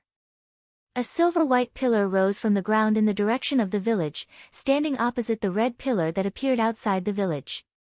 Then, the two pillars collided together. Then, like a DNA spiral, the red and white pillars intertwined and spiraled into the sky. The DNA pillar that rushed into the clouds seemed to have some kind of chemical reaction, causing the clouds to change color. There were also traces of red and white lightning. Wyrm and Mordred continued the output of the light cannon. Finally, as if unable to withstand the chemical reaction, the clouds rounded into a sphere and exploded directly. Because of the height, the ground was not affected by the explosion. However, the strong light from the explosion made the entire East Village as bright as day. However, this sun only lasted for a moment. In just a few seconds, the sun disappeared, and the day turned back to night. Although it was night time, the surrounding scene was still vaguely visible. Because the explosion of the clouds had completely dispersed the dark clouds above and around East Village, allowing the moonlight to shine on the ground. If the houses that were still burning and the panicked people were removed, the moonlight shining on East Village would definitely be a beautiful scene. If Da Vinci was here, he would definitely be very impressed. Although there was no Da Vinci, others would also be impressed. So powerful. Silent Hassan, who had already walked out of the house, saw the scene just now. She was stunned by the effect of Wyrm and Mordred's attack. Whether it was Mordred or Wyrm, they were on a completely different level from her, the assassin. That's true. Itafuda nodded stiffly as he walked out of the house. If he had been able to unleash such a powerful light cannon, he wouldn't have had such a hard time dealing with the Terra no Masakado. What undying devil man! Under the judgment of the holy light cannon, not even dregs would be left. Tang Sanzang, on the other hand, nodded with satisfaction. As expected of my second disciple. This is much stronger than Beiji. Ah. Silent Hassan and Kotohira looked at Tang Sanzang helplessly, as if they were powerless to complain. Let's hurry up and guide the villagers. After Silent Hassan finished speaking, she left in a flash and returned to Tang Sanzang and Kotohira. But I'm so hungry. Tang Sanzang looked like he could not take it anymore. Alright. I'll make you rice later. Let's go. On the other side, a black-haired man wearing a simple leather jacket and holding a bow and arrow was guiding the villagers away. As expected of the Knights of the Round Table. They're really powerful. The archer who had also seen the previous scene praised. However, it was only a praise. After all, the villagers were the most important. Chapter 764. With the entrance of the village as the dividing line, Mordred was on the outside while Wyrm was on the inside. Both of them had temporarily put away their weapons. When the clouds exploded from their attacks, Wyrm and Mordred's attacks were interrupted. Wyrm's figure was also reflected in Mordred's eyes because of the disappearance of the clouds. However, Mordred had no time to pay attention to Wyrm. His armor was cracked, and he was panting heavily. He was using his sword to support his body, looking extremely tired. Wyrm, who was in the village, was also not feeling well, but it was not as bad as Mordred's. Because he had used up too much mana in an instant, Wyrm was only panting twice. Because his mana had been supplied to the tens of thousands of sky wings, and because the spiritual base's mana was not as good as his main body's, Wyrm did not have much mana left. Therefore, using so much mana in an instant was still a bit of a burden for Wyrm. However, for Mordred to be able to contend with Wyrm, it was truly abnormal. Could it be that Mordred also has the Lion King's blessing? Wyrm could only think of this possibility. This was also the most likely. Wyrm had learned from Tristan that both he and Gawain had received the Lion King's blessing. In that case, it was not impossible for Mordred to also receive the Lion King's blessing. While Wyrm was thinking, Mordred quickly adjusted his breathing, stood up straight, and pulled out the king's sword from the ground. He also took off his helmet. Pretty good, Villo. Let's go again. Mordred had a maniacal smile on his face, looking like a dying flash. Are you sure you can still do it? Wyrm came back to his senses and looked at Mordred worriedly. Wyrm believed that Mordred had no more strength left. His armor was cracked, and there were some bloodstains on his face. His spirit base was rather unstable. That's for sure. The Lion King bestowed me with a berserk blessing.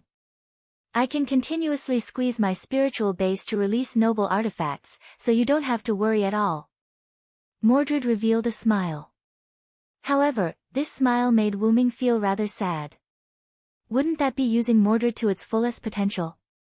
Mordred's spiritual base was squeezed to the very last bit, until it could no longer be maintained. The energy that was squeezed out would be used on the enemies of the Holy City. Although it was harming others without benefiting herself, Mordred seemed to be quite happy about it. You don't need to meddle in other people's business. Willow, you have already become the Lion King's enemy. You don't have the qualifications to meddle in the Lion King's business. Just die for me. Mordred laughed arrogantly. He raised his king's sword and prepared to use another noble artifact. Hey, Mordred, you also have memories of the Holy Grail War when you were in Romania, right? Since it's also, that means you also have memories of that. Mordred nodded.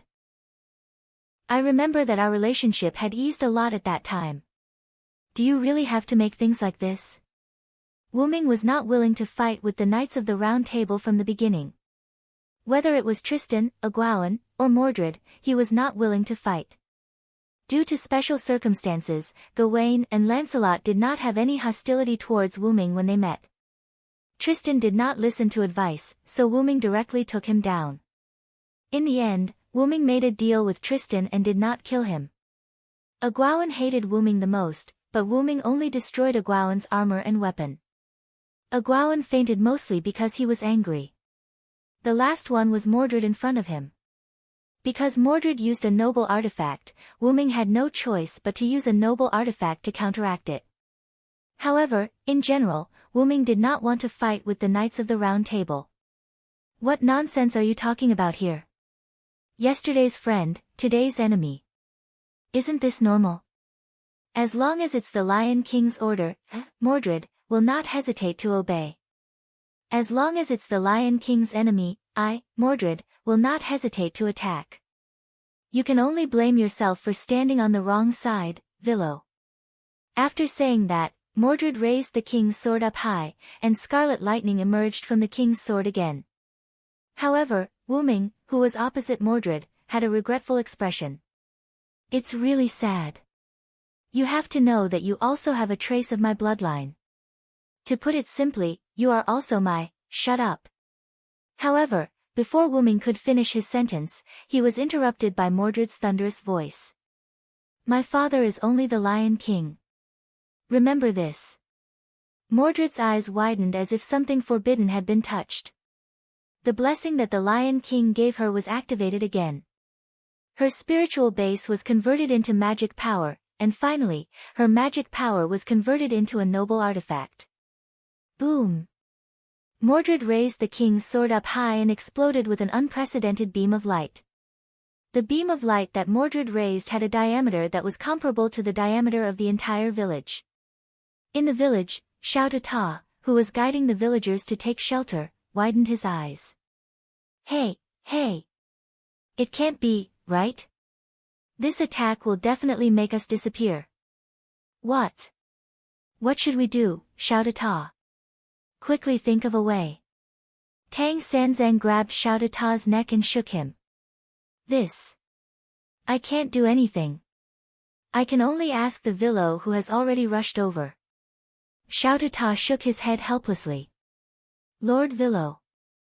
Quiet Hassan looked at the direction of the village entrance worriedly and murmured. The scene changed to the entrance of the village. Wyrm sighed. Wyrm frowned and looked at Mordred. With the power of this demon and your current spiritual base, you will disappear after this attack. There was no other way. Even through analysis, just by looking at it with the naked eye, he could see that Mordred would definitely disappear. The completely shattered armor revealed Mordred's calm expression. Her delicate skin had begun to crack. Blood flowed out from the cracked wound, and the wound was rapidly expanding. The blood that flowed out had begun to turn into magic power and dissipate. This was the precursor of the follower's exit. It doesn't matter at all. As long as I can get rid of you, traitor.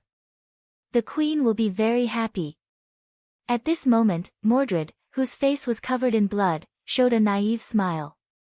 It was very strange.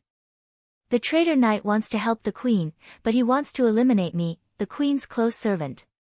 There is nothing more ironic than this.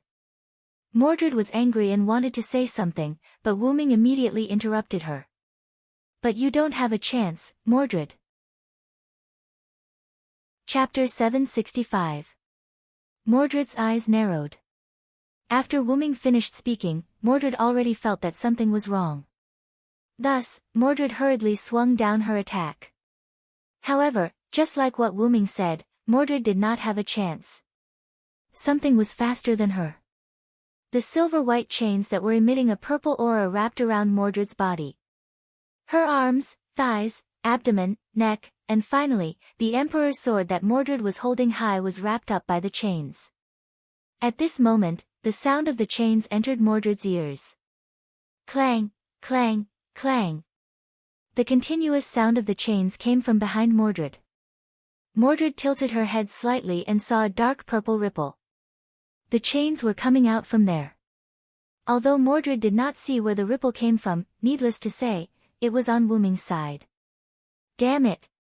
How dare you trick me?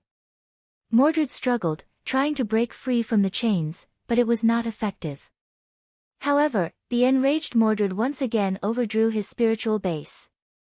In an instant, the strength of his muscles was raised to the extreme. In the form of monstrous strength, Mordred broke free from the shackles of the chains and waved the Emperor's sword in his hand. However, it did not have any effect. Silver, meteor silver, along with the release of a simple noble phantasm, a silver-white pillar of light collided with Mordred's attack. The atmosphere shook, and the airflow was like a storm that swept across the sky. However, in the end, Wyrm's noble phantasm cancelled out Mordred's noble phantasm.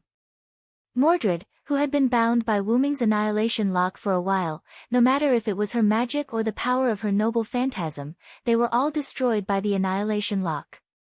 Even if Mordred overdrew her spiritual base again, her noble phantasm was just an arrow at the end of its flight. Therefore, Wyrm's casual attack was able to cancel out Mordred's noble phantasm. Wyrm shook his head silently, then looked at Mordred's direction. However, there was nothing in Mordred's position other than Wyrm's annihilation lock. As soon as Mordred swung the Emperor's sword, due to the excessive collapse of her spirit base, she was forced to leave the stage. That's why it's best to talk less and do more. No matter if you're a villain or a real villain, you'll always fall because you talk too much. In fact, if Mordred hadn't been so crazy, she wouldn't have been forced out of the arena due to the excessive collapse of her spirit base. After all, the blessing given by the Lion King's Holy Grail was to go berserk and not die suddenly. Simply put, Mordred can still be saved. However, Mordred had chosen to self-destruct, and in the end, she did not succeed. Compared to a certain Stella, it was too embarrassing. However, leaving this place early isn't necessarily a bad thing. Goodbye, Mordred. Wyrm seemed to be saying goodbye to Mordred. Is it over? A voice entered Wyrm's ears. Wyrm unhurriedly put away the annihilation lock and looked at the figure. Due to his mental strength, Wyrm noticed the figure's arrival when it was still a distance away, so he was not surprised. It was the bow-wielding man who was busy evacuating the villagers. You must be Arash Kamengo, the great hero of Persia. Wyrm showed kindness to the archer. I'm not a great hero. I'm just an archer who hopes to stop the war. Arash smiled and said humbly. However, this also meant that he acknowledged his identity. I've heard about you from Cursed Wrist and Chaldea's master. Thank you for your hard work, Mr. Villo. After Wyrm left, Cursed Wrist and Gudatsi must have told Arash about Wyrm. The thank you that Arash mentioned was naturally referring to Mordred's sudden attack. After all, if Wuming was not there, who knew what would have happened today? That was why Arash thanked Wuming. However, Wuming shook his head. It's not that hard. After all, he is my comrade. I should be the one apologizing. After Wuming said that, he did not say anything else. The same went for Arash. The two of them looked at each other for a while and then smiled at each other. Ha ha ha, let's skip the pleasantries. It's a little too formal. Indeed, as a friend, it would be too formal to continue the pleasantries. Wuming had a good impression of Arash, the great hero. It was mainly because Arash's personality was neither servile nor overbearing. His tone was gentle and he was quite polite. In short, Wuming liked to make friends with Arash. Villo there answered, King Arthur's subordinate, first knight of the Round Table. Arash Kamango, King Manuchi Hale's warrior. Then, Wuming extended a hand. Modern handshake etiquette, I quite like it. Arash did not say anything. He smiled and shook Wuming's hand. Then, the two of them spoke at the same time. Nice to meet you. The moon gradually moved to the westernmost side, and the sun slowly rose from the easternmost side. The sun shone on the earth. Although the village was in a mess because of the aftermath of the battle, fortunately, there were no casualties. Even Mordred's initial attack had only destroyed a few houses that were used as warehouses and no one lived in them. Wuming, Arash, Quiet Hassan, Itutingta, and Tang Sanzang worked together with the villagers to clean up the village. I really didn't expect that a knight of the Round Table would leave here. Itutingta was holding some wooden planks and was slightly surprised. My second apprentice is here, that guy will naturally leave. Tang Sanzang said proudly as if she was the one who killed Mordred. Although he wanted to complain about Tang Sanzang's speech, Itutingta, who had seen Tang Sanzang's mouth cannon, said that it was better to avoid it, so he immediately changed the topic. By the way, Arash, who is by His Excellency Villo's side, doesn't seem to be ordinary. Itutingta looked at Arash, who was on the other side, sorting out the items with Wuming. Arash is also a local servant in this area. He is a legendary figure who can tear the earth apart. In any case, Tang Sanzang had also wandered around this singularity, so he had a lot of knowledge about the local stories. Therefore, he was no stranger to the great hero Arash. By the way, where did Quiet Donor go? Tang Sanzang thought of Quiet Hassan, and he couldn't find her at all. However, Itutingta shook his head naturally, and he didn't know where she went. In a corner, Quiet Hassan was looking at Wuming's figure. Because of the mask, Quiet Hassan's expression couldn't be seen, but from time to time, some words full of nostalgia could be heard from Quiet Hassan's mouth. Sir Villo. Chapter 766. In the north, near the mountains of East Village, a black shadow was jumping up and down between the mountains, moving toward East Village at a very fast speed. Not far behind this black shadow, several figures were also moving quickly, but they weren't as fast as the black shadow in front of them. Whether it was the black shadow in front or the few figures behind, they were all familiar to Wuming. These people were naturally Gadatsi and her party heading to the Yazril temple. Is Mr. Cursed Wrist in such a hurry? Mashu looked at the figure in front of her that was almost out of her sight, and said to herself in confusion. After all, it's Cursed Wrist's village. It's normal to be anxious, Hassan and Matthew explained as they ran side by side. Because the Yazril temple was located on a mountain higher than East Village, the scene of DNA helix exploding over East Village last night was naturally reflected in the eyes of Gadatsi and her party. If such a thing had happened in Hassan's village, she would have been very anxious. Don't worry if nothing goes wrong, Assassin should have returned long ago. With him around, the village will never have any problems. Gadatsi, who was in Matthew's arms, was full of trust in Wuming. Hassan looked at Gadatsi deeply, then nodded. But the way Hassan looked at Gadatsi made Gadatsi feel a little awkward. And the reason for the awkwardness was, by the way, Matthew, why don't you put me down? This position is too embarrassing. Gadatsi whispered in Matthew's ear. When they went there, Gadotsi was riding the car invented by Da Vinci. However, in the Yazril temple, Da Vinci's car had some problems, so Da Vinci stayed to repair her car. Therefore, on the way back, Gadotsi was carried by Matthew. After all, the road was rugged, and Gadotsi could not move alone. It was the best choice to be carried by Matthew, Gadotsi's servant. Anyway, it was unlikely that Hassan and Cursed Wrist Hassan would carry Gadotsi. Even if they were willing, Matthew would not be willing to give the opportunity to carry his senior to others. But if Gadotsi insisted, Matthew would still consider it. But, Master, the mountain here is too rugged. Without the help of a servant, ordinary people can hardly move. Matthew denied Gadotsi. Gadotsi also looked around subconsciously. They were now running on the stone wall. If they slipped, they would fall directly. A servant would be fine, but if it was Gadotsi in her human form, she might be done for. Therefore, in Matthew's view, it was too dangerous to let his senior walk alone. It's okay. Da Vinci is still behind. I'll just take her car. Indeed, there was no sign of Da Vinci around Gadotsi and the others. Find a place to put me down, Matthew. Da Vinci knows this way. She is a genius. I'll wait here for her to pick me up. The implication was that Gadotsi wanted Matthew and Hassan to go first. No, I'll stay with Master. Matthew said firmly while stopping at a relatively flat place. She, Mashu, could do anything, but she couldn't leave her senior and master alone in this deep mountain. This was a matter of principle. When Hassan saw Mashu stop, he shook his head helplessly. Then I'll go first. Hassan said, accelerated, and chased in the direction of Cursed Wrist Hassan. Taking a closer look, Hassan's speed in this group of mountains was almost the same as Cursed Wrist Hassan's speed in this place. In other words, Hassan had actually been taking care of Matthew and Gadotsi. Matthew and Gadotsi looked at each other and smiled awkwardly. But since things had come to this point, they could just wait. Anyway, they could chat to pass the time. She had to admit that Da Vinci was indeed a genius. Her car was quickly repaired.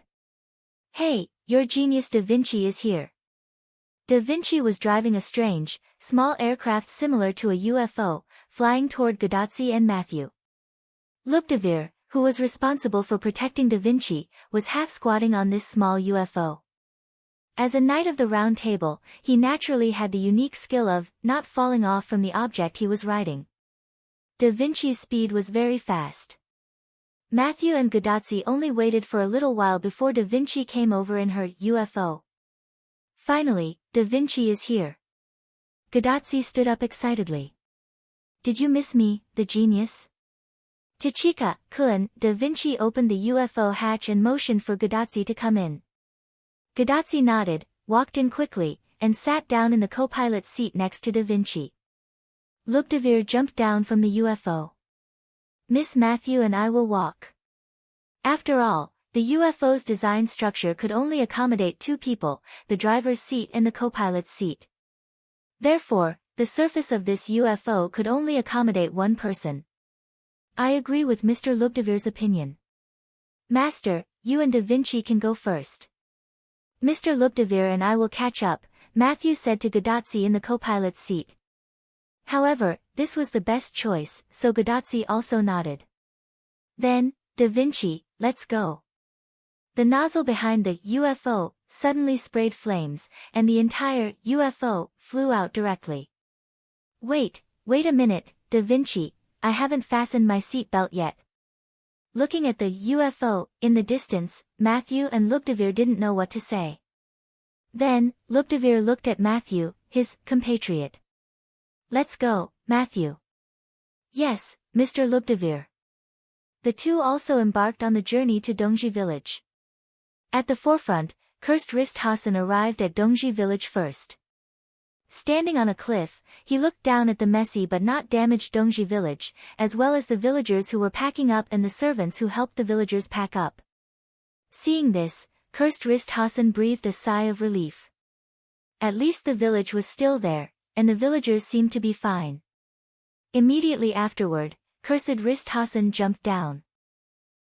In Dongji village, Wuming, who had been separated from the other servants and was helping the villagers pack up alone, looked in a certain direction thoughtfully. Immediately afterward, cursed wrist Hassan appeared in the direction where Wuming was looking. Sure enough, you're back, Mr. Cursed Wrist Hassan. Chapter 767. When Cursed Wrist Hassan heard the word, as expected, it sounded rather impressive. As expected of His Excellency Villo. Although I didn't use the aura concealment technique, His Excellency Villo was able to discover me in advance from such a distance, Cursed Wrist Hassan complimented Wuming. You're too kind. His Excellency Cursed Wrist also said that you didn't use the aura concealment technique. It's normal for me to discover you, Wuming responded to Cursed Wrist Hassan. After complimenting each other, it was time to get down to business. Since you came back alive, that means you've succeeded, right? As if responding to Wuming's words, Cursed Wrist Hassan tapped twice on his skull-masked face. Yes, thanks to His Excellency Villo, Sir First Hassan didn't do anything to me. Cursed Wrist Hassan's tone was quite grateful. Then, Cursed Wrist Hassan stretched out a hand with something in his hand. Taking a closer look, wasn't the thing in Cursed Wrist Hassan's hand the small box that Wuming gave him? I'll return it to you, His Excellency Villo. Cursed Wrist Hassan handed the small box to Wuming. However, Wuming just smiled. Keep it. Maybe it'll be useful in the future. Cursed Wrist Hassan was taken aback, then nodded. If that's the case, I'll accept it. Cursed Wrist Hassan was not a pretentious person. Since the other party said he would accept it, then he would accept it. By the way, where are Tachika and the others? Are they still behind? However, after Wuming finished speaking, the roar of the aircraft entered his ears. Then, Wuming searched for UFO and saw it. Wuming was shocked. What the hell is this? Hey, Villo, did you miss me, the genius? Da Vinci opened the hatch, quickly walked out, and greeted Wuming. Gadotsi, on the other hand, seemed to be carsick. She was already lying on the platform in front of the passenger seat, twitching non-stop. How did you make it? Wuming asked. Ah, this is a flying machine made from the ores I found on the road. Although it can only accommodate 2 people, it is a genuine flying machine. Da Vinci proudly introduced his masterpiece to Wuming. The corner of Wuming's mouth twitched. Building a car out of pure wood and a flying machine out of ore. As expected of Da Vinci. You might as well change your name to Thomas Alva Da Vinci. At this moment, a black shadow appeared in the surroundings. Seriously, isn't it too perverted to sit on this thing? The person who came was none other than Hassan. At this moment, Hassan had taken off his mask, and the angry expression on his face was clearly visible. Originally, Baihui Hassan was about to reach Dongji village when a strange, big bird suddenly jumped out from behind and almost hit Baihui Hassan. Not only that, this big bird also robbed Hassan of his second person to reach the village record. It was really abominable. What's more, there were 2 people in this big bird. Doesn't that mean that I'm actually the 4th? Furthermore, the one sitting inside was that smiling Da Vinci. That smile was too similar to that of the angel who bullied her. It was really infuriating. At this time, Matthew's voice also came. Senior. Matthew quickly ran into the cockpit and carried out Gadotsi, who was carsick. Putting the unconscious Gadotsi on his lap, Matthew looked at Da Vinci. Da Vinci, what's going on? Da Vinci smiled embarrassedly. Oh, didn't my Da Vinci number 2 get repaired, updated? The speed increased a bit too fast. Don't worry, I set up a safety device. Tachika-san just fainted. However, Matthew couldn't say anything. He could only hold back his resentment and take care of Gadotsi. Sir Villo. At this time, Bedivere also arrived. Lucius, thank you for your hard work. Wuming greeted Bedivere. However, Bedivere shook his head. Just call me Bedivere, Sir Villo. I have already told Chaldea my identity.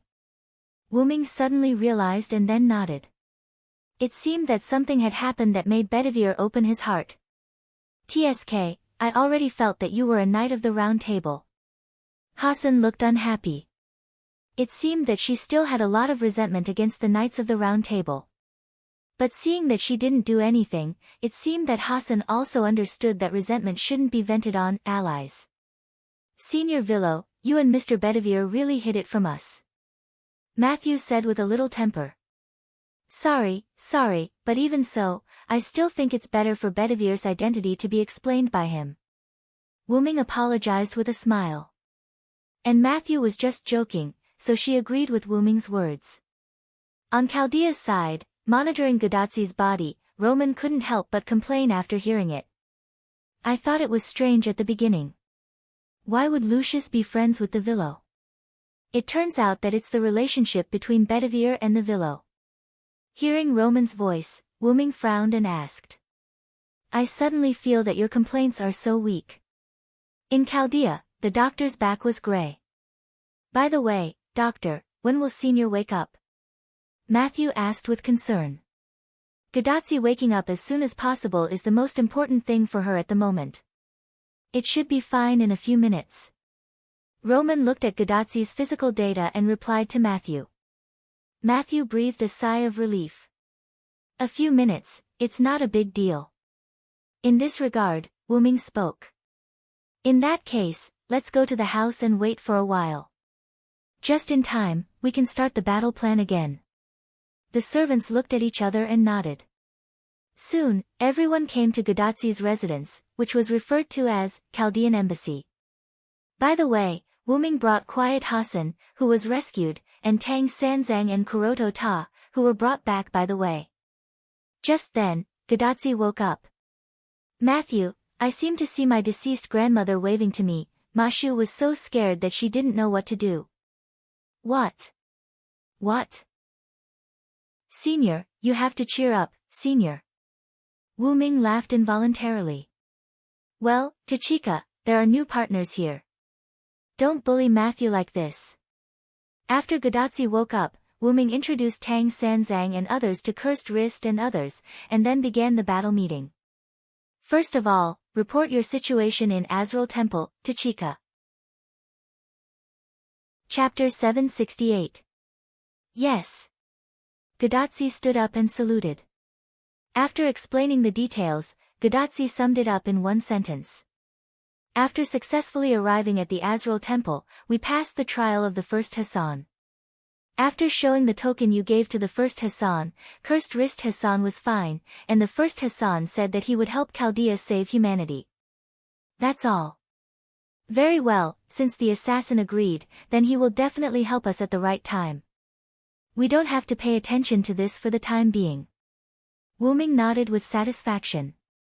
Sure enough, after the first Hassan saw that he was here, he made a big promise. Helping to save humanity was not just helping to save the humanity of this singularity. If the last singularity, which was the Mesopotamia singularity, had the help of the first Hassan, it would be a great help. "By the way, Villo Senior, what happened in the village last night?" Matthew raised his hand and asked. "Mordred found this place and launched an attack. In the end, because of excessive overdraft of the spiritual base, she left. The village was slightly damaged, and no villagers died." Wuming reported quite concisely. "Mordred." Gadatsi thought of the Mordred in the London singularity. "Don't be sad, the servant is just a clone of the heroic spirit. The Mordred in this singularity is not necessarily the Mordred you met. Because she is the Mordred I met." Wuming added in his heart. "She betrayed the king when she was alive, but she can't see the traitor this time. It's really ironic." Wuming shook his head silently. "However, Mordred has left after all, which saves you from not being able to kill her." "Sorry," Matthew and Gadatsi said in unison. Wuming waved his hand indifferently and continued to speak. "Then, let's move on to the main topic." Wuming became serious. After looking around at everyone, Wuming opened his mouth. "Everyone, I plan to attack the holy city tomorrow morning." Everyone Everyone exclaimed in unison. Isn't this a little too early? Hassan asked tentatively. Indeed, and I think it's a little rushed. Cursed Wrist Hassan nodded. Actually, it's not fast at all. Wuming shook his head and continued. When I was rescuing Serenity Hassan, I met a Gwawan. Hearing this, everyone's heart froze. I'm afraid he's already guessed that I've teamed up with the mountain people and will be on guard against us. That's why I'm suggesting an immediate attack tomorrow. I see. The best defense is offense. Cursed Wrist Hassan nodded thoughtfully. That was what Wuming meant. If they attack tomorrow, the other party might not expect Wuming and the others to attack so quickly. That would catch the other party off guard. Of course, in addition to that, there was another reason. The village has been discovered by Mordred. Who knows if she has already asked the Knight of Solemnity to send a message to the Holy City. However, with Mordred's temperament, it was unlikely that she would make such a delicate decision. The possibility of Mordred not having any Knight of Solemnity following her was too small. In addition, Lancelot also told Wuming that Mordred had a small number of Knights of Solemnity. Therefore, if Mordred's Knights of Solemnity did not show up, it was more or less possible that they had returned to the Holy City. Or rather, it was more reasonable for her to order the Knights of Solemnity to, "Don't follow me. I want to start ravaging alone." After that, all the Knights of Solemnity returned to the Holy City. After all, that was Mordred, wasn't it? Assassin, do you mean that the Holy City might strike first and send the Knights of Solemnity to attack us? Gadotsi asked thoughtfully. Wuming nodded and added. That's not the worst. The worst should be the Lion King's Holy Lance. Arash suddenly said at this time. Am I right, Your Excellency Villo? Wuming nodded. The Lion King's Holy Lance is tied to the mist anchors on both sides of the planet. Even if it's ordinary power, it's not something an ordinary servant can handle. If it's the true name Liberation, it won't be a problem to launch an attack from the Holy City.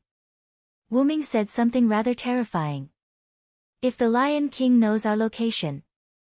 Matthew said lightly. Then aren't we in danger now? Gadotsi continued Matthew's words, looking shocked. So, everyone is busy packing up and moving now. Arash pointed outside the window. Not only that, because some of the buildings in the village were destroyed, and because of the aftermath of me and Mordred, many houses are already in danger. The combination of the former and the latter, leaving is the best way. Well, but, where can we go? Cursed Wrist Hassan thought.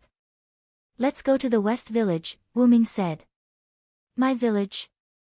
100 Faces Hassan was shocked. But, Your Excellency Villo, the West Village is indeed not far from the East Village, but that's only for us. It's impractical for the villagers to move there en masse. Cursed Wrist Hassan was not trying to undermine Wuming's plan. If it was a few villagers moving, it would be fine, but this time, the villagers were moving en masse, and the difficulty had increased by many times. However, Wuming did not find it difficult. Don't worry. My ability, the portal, allows me to connect two places I have been or seen at will. There is no time limit, and I can set the size of the portal myself. So, it's not difficult for the villagers to move en masse. Yeah, I forgot that Assassin has this ability. Gadotsi clenched her left fist and hit her palm. After moving the villagers of the East Village, we can start preparing in advance. After everyone sleeps for a night, I'll use the portal to teleport everyone over the next morning.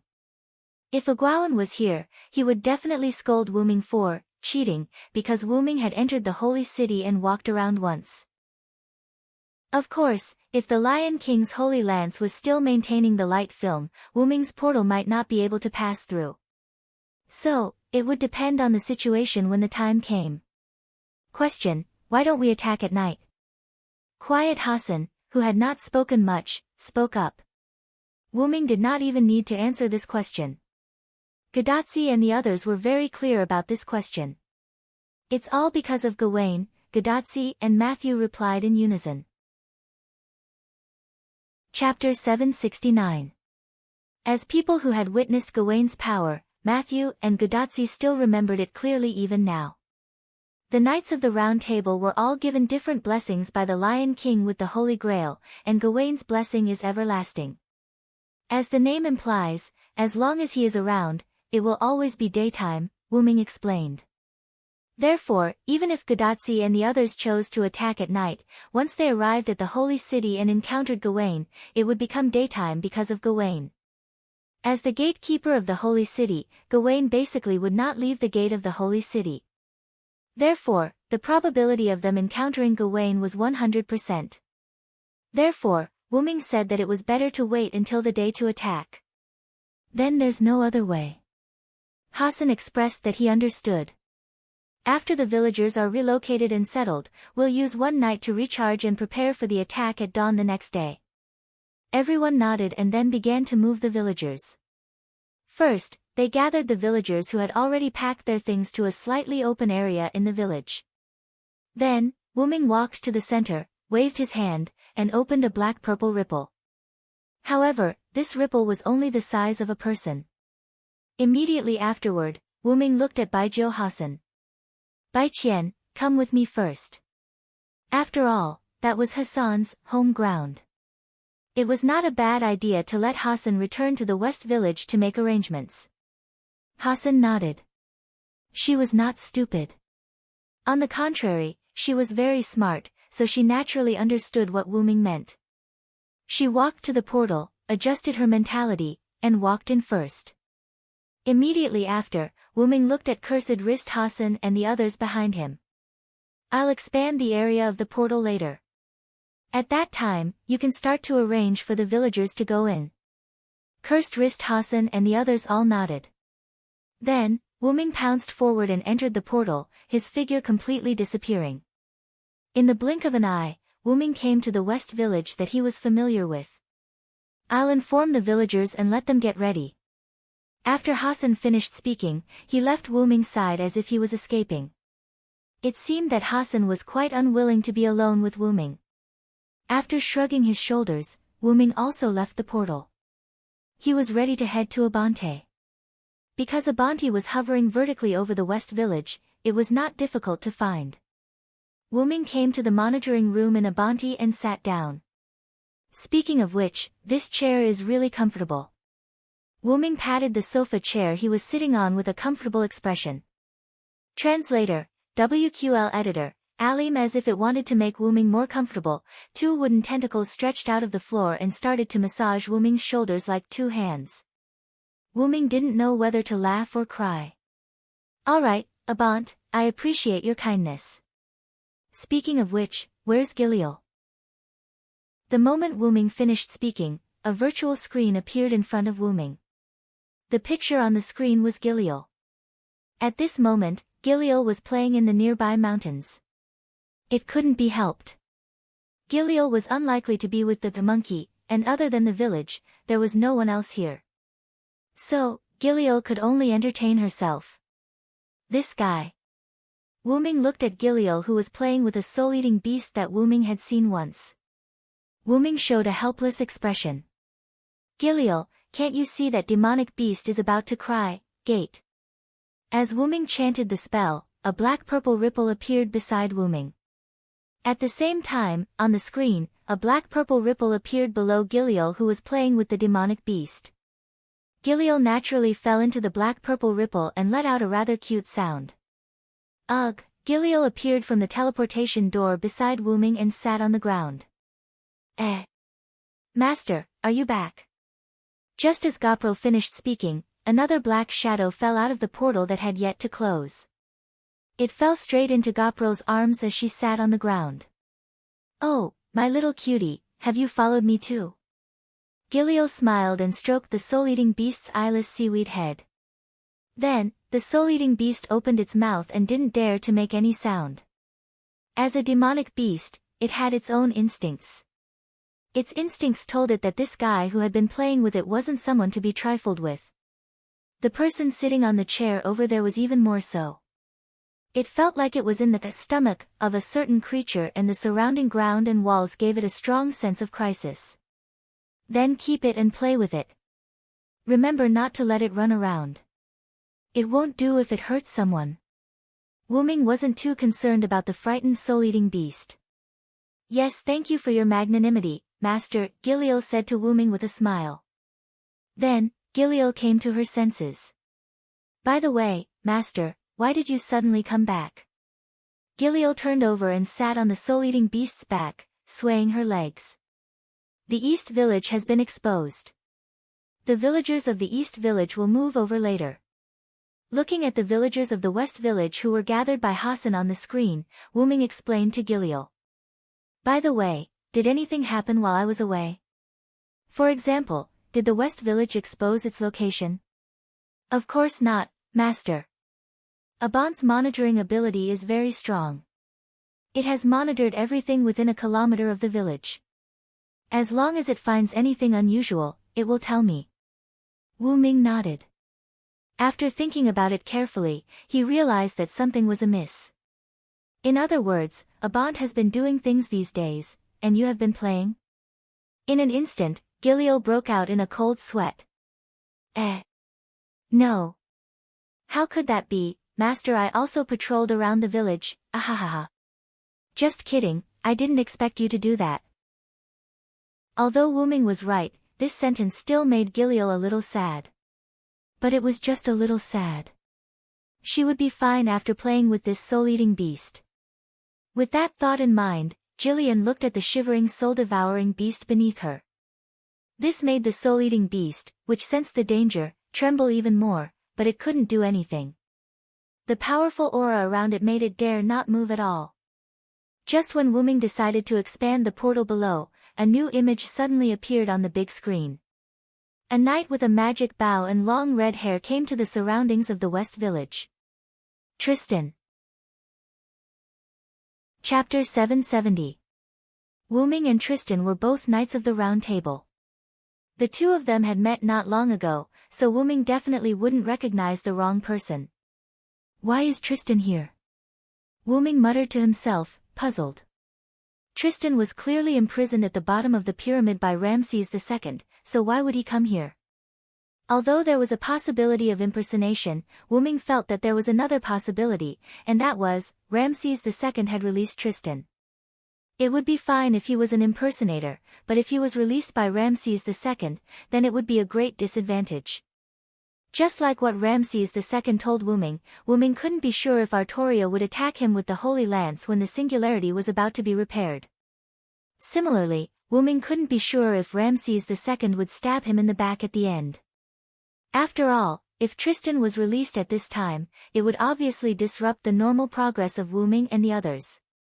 Tristan, who had received the reverse blessing, was very powerful.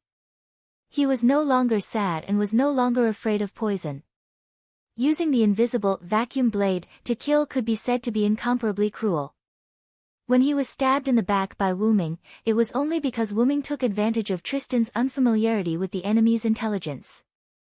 Wuming relied on Tristan not knowing that Wuming had the teleportation gate trick, so he directly used the teleportation gate to severely injure Tristan. If Tristan were to go to the village now, perhaps no one would be his match. No, Bedivere said that his arm transformed from the holy sword had the ability to restrain and weaken the Lion King's blessing. If Bedivere was here and everyone attacked together, it shouldn't be a problem to force Tristan to retreat. However, Wuming wouldn't let Bedivere suffer so much. Bedivere's body was already riddled with wounds, and every time he used the power of the holy sword, it would aggravate his injuries. Let's go, Giliel. Wuming stood up and opened a new teleportation gate. This was a portal that led directly to the surface. It would be too slow to fly over. Yes, Master.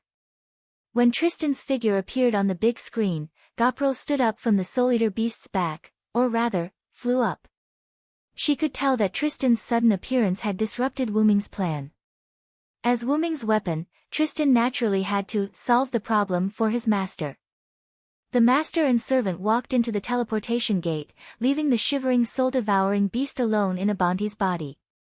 Vaguely, the floorboards began to wriggle as tentacle-like wooden roots quietly approached the soul-devouring beast. Wuming exhorted Giliel as they arrived at the portal on the ground that was connected to East Village through the portal. Someone will come later. Remember to look here. Understood, Master. Giliel turned around elegantly, scattering a few feathers. Nodding, Wuming waved his hand, and the portal that could only accommodate one person instantly widened. It could now accommodate more than a dozen people at a time. Then, I'll leave for a while. Opening a new portal, Wuming walked in directly. Where did Wuming go? Wasn't it obvious? He went to look for the rare Tristan that appeared in the wild. On Tristan's side, he was almost at West Village as he pursued the traces of humans. But for some reason, he kept walking around West Village as if he couldn't find the way to West Village. However, no one would believe that a Knight of the Round Table couldn't find the way to a mountain village. Suddenly, a voice came from behind Wuming. Long time no see, Mr. Tristan. Tristan slowly turned around. So it's Lord Villo. I didn't expect you to be here. Tristan didn't look surprised. That's right, the one who spoke was Wuming, who came behind Tristan through the portal. Wuming wasn't surprised by Tristan's question either. He casually released his magic and shattered the vacuum trap around him. The impact of the vacuum explosion sent rocks and soil flying. Wuming flicked the dust on his hand and looked at the place where Tristan walked. Seems like you've set up quite a few vacuum traps, Tristan. It can't be helped, Lord Villo. I don't want to feel the pain of being stabbed in the back again. As expected, setting up a vacuum trap behind him was to prevent sneak attacks from behind. But, you've also set up traps so that the villagers can't escape. Seems like you're quite confident. As long as one looked at it with confidence, one could see that Tristan had set up a lot of vacuum traps in places where it was easier to walk. He even set up a few vacuum traps in places where it was difficult to walk or even impossible to walk through. The vacuum trap Wuming triggered was at the level of a normal person. In other words, as long as a normal person touched the vacuum trap, they would be instantly shredded into pieces by the vacuum trap. Because of the strength of the trap, these traps were useless against Wuming. However, it was a good choice to act as Tristan's detector like before. Didn't the Sun King lock you up? How did you escape? Although Wuming didn't sense the master-slave contract he established with Tristan, after meeting him, Wuming was sure that the Tristan in front of him was the real Tristan. Or is it the Sun King who let you go? Whether it was the Sun King or the Lion King, it wasn't difficult for them to come into contact with the contract in Tristan's body. However, Tristan seemed to have learned his lesson after being questioned by Wuming. He just smiled and didn't say anything. Who knows, Lord Villo? He also gave Wuming a shrug. Wuming couldn't help but frown. Judging from Tristan's reaction, it should be the latter.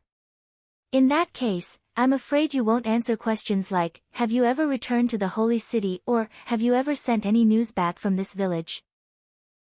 However, only Tristan responded to Wuming with a smile and the vacuum blade from Tristan's weapon. Bang! The vacuum blade clashed with Wuming's sword and let out an unprecedented ear-piercing sound. It seemed that Tristan came prepared this time. What a pity, Tristan. Wuming shook his head slowly and pulled out the meteor silver that floated in front of him from the golden ripples. Come on, Tristan. Chapter 771. At this time, many people gathered in East Village. Gadatsi and others also encountered the enemy. In the corner of the periphery of the village, Gadatsi led a group of servants to hide. Arash, Tang Sanzang, and Da Vinci stayed in the village, responsible for guiding the villagers into the portal, so only Gadatsi, Matthew, Itata, Bedivere, Cursed Wrist Hassan, and Tranquil Hassan came here. Gadatsi quietly poked her head out, and found nothing, so she retracted her head. After that, Gadatsi began to complain about her watch. Doctor, are you sure your detection is not wrong? It's true, it's true. I have detected a large amount of magic power approaching you, but I don't know why you can't find it. Roman, who was sitting in Chaldea's monitoring room, complained. There is another possibility, that is, the enemy has a way to hide, Cursed Wrist Hassan said in a low tone. Is it the enemy's assassin servant? Matthew said subconsciously. It may also be Castor. After all, Mr. Roman detected a large amount of magic reaction. The number of the enemy can't be small. Bedivere also said his own analysis. Sir Roman, can you detect how far away the enemy is from us?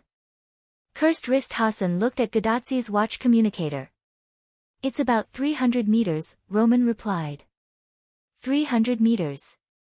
Cursed Wrist, who had the modern knowledge given by the Holy Grail, naturally knew how much 300 meters was.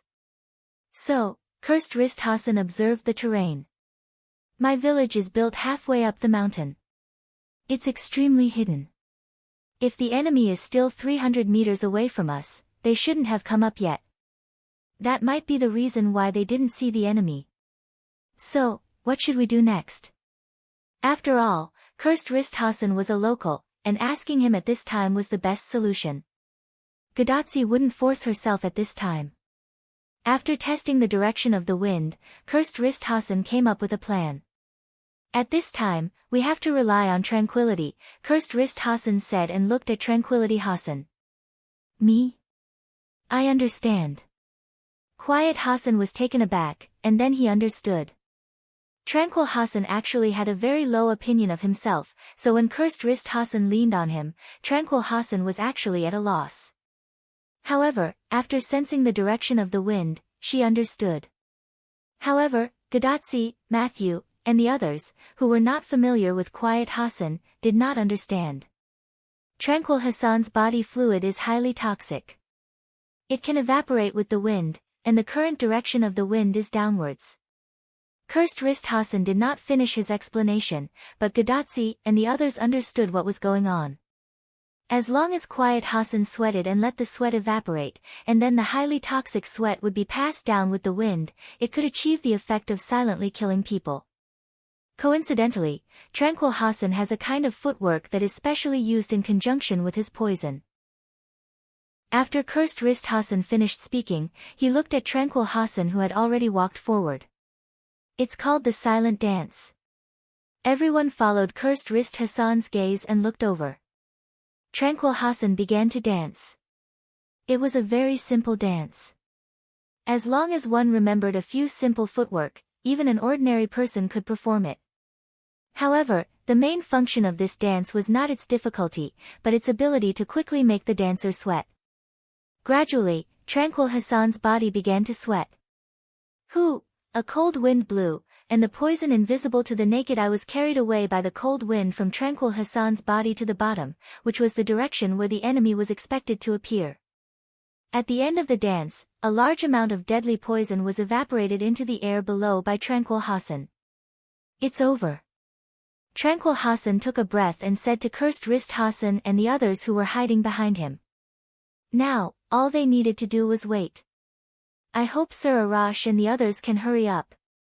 Cursed Wrist Hassan prayed. In East Village, Arash shouted loudly. Everyone, speed up. Faster, faster. Along with Arash, Tang Sanzang and Da Vinci were also arranging and directing the villagers to enter the portal. I hope there are no accidents on Sir Villo's side, Arash looked at the portal worriedly and said slowly. The scene changed to Wu Ming and Tristan's side. Boom! As if the atmosphere was about to explode, the symphony bombarded Wu Ming's sword and made an explosive sound. And Wu Ming's magic power was also like free, crazily releasing magic power as sword aura. Boom, crack. Tristan dodged a few magic sword auras as light as a swallow, and the sword aura hit the mountain, causing it to explode. This made Wu Ming frown in displeasure. With West Village nearby, Wu Ming could not increase the amount of magic power released. If he accidentally blew up the village, it would be terrible. And as an ADC, Tristan naturally chose to distance himself from Wu Ming. And because Tristan's attack was not as exaggerated as Wu Ming's and only used vacuum attacks, he was not afraid of blowing up the village. Rather, Tristan wished that he had the ability to blow up the village above, but unfortunately, he didn't. However, this was beneficial to Tristan. Although it was inconvenient to move in the mountains, it was the same for both sides. However, Wuming was afraid of the slightest thing, but he could let go of it. Moreover, he was already on guard against Wuming's portal. Tristan dared not say that he could defeat Wuming, but he was sure that Wuming would not be able to defeat him in a short time. It seems that you've really set me up, Tristan. Wuming wasn't a fool. He naturally saw that everything around him was disadvantageous to him. You can't blame me for this, Sir Villo. Tristan replied with a smile. It was impossible to tell that he was a ruthless character who had accepted the reversal. But, aren't you mistaken? Wuming said softly. Wuming had never been a Villo. On the contrary, the Villo had always been him, always been Wuming. Then, let the second round of the game begin. Wuming said and suddenly flew towards Tristan. This gave Tristan a fright. Flying was a dream for ordinary people, and it was the same for knights. Because without magic, it was impossible to fly. And Tristan was a knight, so naturally, he had no fate with flying. I forgot that Sir Villo isn't an ordinary knight. Although there weren't many knights who could use magic, it didn't mean that they didn't exist. Wu Ming was the most mysterious member of the Knights of the Round Table. The fact that he knew magic had spread throughout the Knights of the Round Table. Wasn't the portal the best proof? Tristan scolded himself for underestimating his opponent. However, the most important thing right now was to deal with Wu Ming, who had flown in front of him. Chapter 772. In East Village, Gadotsi and the others were still waiting for the enemy's attack. By the way, which force will the enemy be this time? Gadotsi chatted with boredom. We, the mountain people, have a grudge with both the Sun King and the Lion King. It's the same over there, but I think it's the people from the Holy City. After all, Ramses II's men were all Sphinx, and it was not convenient for them to move around in this mountainous area. Is that so, the people from the Holy City? Gadotsi nodded, and when she thought about it, it was indeed the case. However, at this moment, a few screams and panicked voices suddenly came from below. Someone must have been poisoned. Gadotsi and the others were overjoyed. However, it was followed by more screams and panic, which meant that the enemy was really attacking. To be honest, Gadotsi would rather it was Roman's instrument that was wrong, but the fact was right in front of her. The enemy was attacking. It should be the people from the Holy City. Cursed Wrist Hassan seemed to have heard the sound of the armor and said with certainty. However, this had nothing to do with what they were going to do next. Although I don't know how many people there are, the enemy's troops are in chaos because of the poisoning. This is a good opportunity. A light flashed in the eyes of the skull mask on Cursed Wrist Hassan's face, and it looked quite strange. Although Cursed Wrist Hassan looked quite scary at the moment, what he said was very reasonable. Take advantage of his weakness. Asterisk cough cough, asterisk there was no need for Cursed Wrist Hassan to remind them to seize the opportunity. Gadotsi and Matthew, who had experienced 5 singularities, had already mastered a high level of combat literacy. However, just when Gadotsi was about to speak, Iditata spoke first. Let me do it. As the only archer here, I should take the responsibility of long-range sniping the enemy. Putting down his rice bag, Iditata stretched out his hand, condensed his magic, and a bow appeared in Iditata's hand. But, Your Excellency Ito Tota, I remember. Tranquil Hassan clearly remembered that Ito Tota did not like to fight. Why would he volunteer himself? I don't like fighting, but I won't back down. That would be a disgrace to my name. After saying that, Idafuta knocked an arrow on his bow and released it with a swoosh. Then, a scream was heard. Ah, as expected of the ancestor of martial arts. You managed to hit the enemy with just a casual swing of your sword.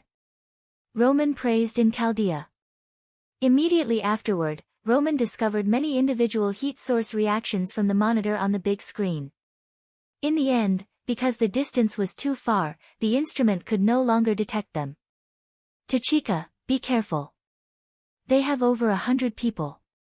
Looking at the dense red dots on the map, Roman gulped. To be surrounded by so many people in such a rugged mountainous area, was it a miracle or bad luck? Understood, Doctor. Matthew, get ready for battle. Gadotsi promised Roman, then looked at Matthew. Yes. Sir. Matthew Gillett, get ready for battle.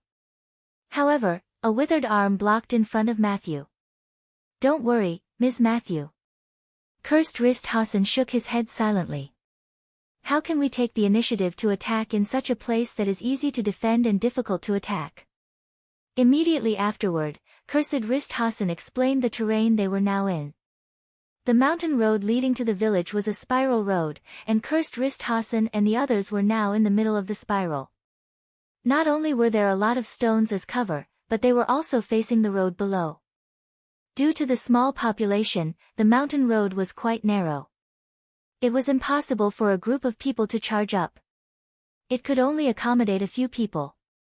If the enemy passed by here, then Cursed Wrist Hassan and the others would have a headache, but they did not. Then, they were in big trouble. Hearing Cursed Wrist Hassan's explanation, Gadotsi and Matthew immediately thanked Roman. It's all thanks to the doctor. After all, it was Chaldea's instrument that detected the enemy who had not yet arrived.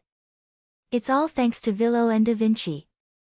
If it weren't for Villo's simplicity, Da Vinci wouldn't have repaired and improved the instrument's strength here. Although that was what he said, he felt that Roman was venting his grievances. Okay, doctor, help us see where the enemy is. Gadotsi comforted Roman, and did not forget to let Roman see the enemy's position. Yes, yes. I'll see. Although it was a little perfunctory, Roman was still very happy. The detection shows that the enemy is at the corner in front where you can't see. It seemed that the enemy was not stupid. They knew that someone was ambushing them in front. It seemed that the enemy was not going to act rashly. Let me do it again, Quiet Hassan suggested. However, Cursed Wrist Hassan rejected it. The enemy is already on guard. I'm afraid it won't be effective. Instead of wasting energy, it was better to wait and see. Our mission is to cover the villagers' retreat. As long as the villagers leave, we'll leave too. Therefore, all they needed to do now was to stall the enemy. Yes, just like how Tristan was going to stall Wuming. However, Wuming was not someone who could be stopped, and Tristan was not someone who could stop Wuming. In other words, Tristan, who was shot to the ground and rolled a few times, spat out a few mouthfuls of blood. Tristan felt that he was too sad. He was beaten by Wuming so badly that he spat out blood again. Facing Wuming who could use spirit power to fly and quickly approach him, Tristan felt that there was no way to fight this battle. In terms of defense, he was not as thick as Wuming. In terms of attack, he was not as good as Wuming with Holy Sword. In terms of speed and agility, he was not as good as Wuming who could fly. How could he fight? To be honest, if it wasn't for the effect of the reversed blessing, he would have already left the stage. Because this time, Wuming was going all out against Tristan. In Wuming's view, it was enough to let him go once for the sake of his comrade. After all, if their identities were reversed, he didn't think that Tristan, who had received the reversed blessing, would let him go. He had tried to obstruct him time and time again. Even if he was a comrade, Wuming would not tolerate him, not to mention, Tristan, who had received the reversed blessing, was too arrogant. Looking at that face, Wuming couldn't help but want to beat him up. It's not that I didn't give you a chance, Tristan. I let you make the first move. Wuming looked at him as if he had gotten a great bargain. Thank you very much, Master Villo. With a tough smile on his face, Tristan responded to Wuming, but his smile was still arrogant. It should be impossible to get information from your mouth. Leave, Tristan. With a wave of his hand, the annihilation lock appeared behind Wuming, trapped Tristan, and tied him up like a rice dumpling. The annihilation lock could annihilate magic power, and it was made of magic power. In other words, if the annihilation lock continued to affect the servant could leave the stage. Goodbye, Tristan. Chapter 773. I wonder how Tachika and the others are doing. While putting away the annihilation lock, Wuming looked in the direction of Nishino village. If Tristan's arrival was not an accident, then there might be enemies in Nishino village. I have to go back and check it out. However, just as Wuming was about to leave, he suddenly stopped. Because Wuming suddenly thought of something that can be used. Nishino village, where Gadatsi and others were. Gadatsi and others were still in a stalemate with the enemies below. And because the enemy had charged several times, Gadatsi and others also knew the identity of the enemy, Knight Su Zheng of the Holy City. Every time the person who charged up was wearing Knight Su Zheng's armor. Although there was a possibility that someone else could impersonate him, the probability was too low. By the way, because of Itata's bow and arrows and cursed wrist Hassan and Hyuga Hassan's daggers, those knights who charged were repelled. Amazing, worthy of being a hero of the past. Even though he was now very mature, Matthew still looked at these servants with awe. Whether it was the bow, arrow, or dagger, they all hit Knight Su Zheng's knee through the gap in the armor and forced Knight Su Zheng to retreat. Although he also had the advantage of the terrain, a hero is still a hero. Roman, who was assisting in the battle, knew more than Matthew, so Roman also sighed. That's all I can do. Tranquil Hassan said that she did not feel that she was very powerful. Tranquil is right. We, Hassan, are just people who walk in the dark.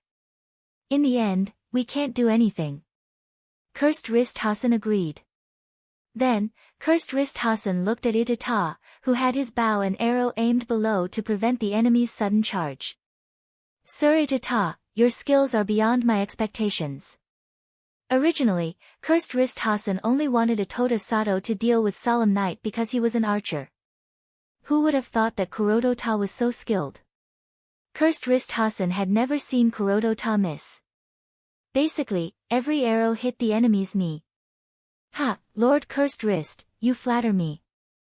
I'm just a crude person who likes food. Although he said that, Itafuta actually enjoyed Cursed Wrist Hassan's praise. This was a good reflection that the other party was indeed a boor. Most of the villagers should have moved away by now. We can't keep wasting time like this. The enemy has basically figured out our numbers. Cursed Wrist Hassan was a little worried. Every time the Solemn Knight charged, it was as if the position was predetermined.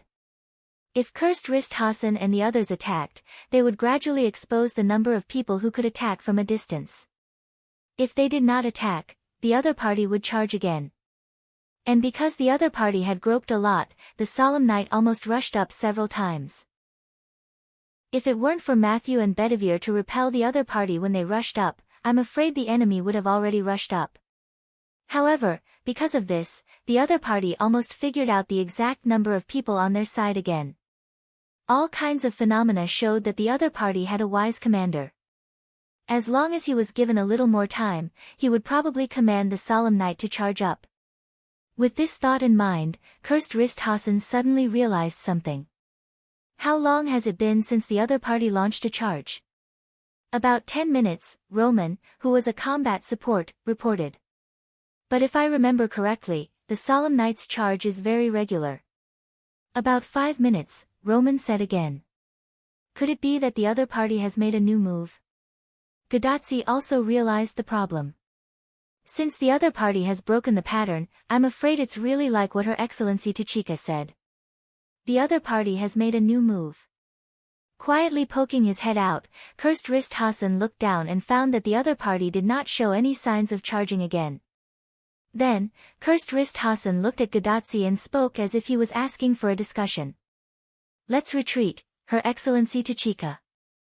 Staying here now was tantamount to waiting for death. Besides, the villagers of Dongji village were almost done with their relocation. After Gadatsi nodded, everyone immediately began to retreat toward Dongji village. At the corner below, the Solemn Knight lined up neatly on the mountain road. The commander at the front was a knight in purple armor and a girl with brown skin wearing revealing clothes. The two of them were Lancelot and Nidicles. There was no doubt that the magician who helped the Solemn Knight army advance was Nidicles. What's wrong, Lancelot Knight? Aren't you going to charge? The other party might have run away. However, in the face of Nidicles' words, Lancelot just closed his eyes. I know what I'm doing. What a joke. Although his daughter did not notice him, he did notice the other party. It was not easy to find the organization, Wyrm, in order to impress his daughter. How could he go against his daughter at this time?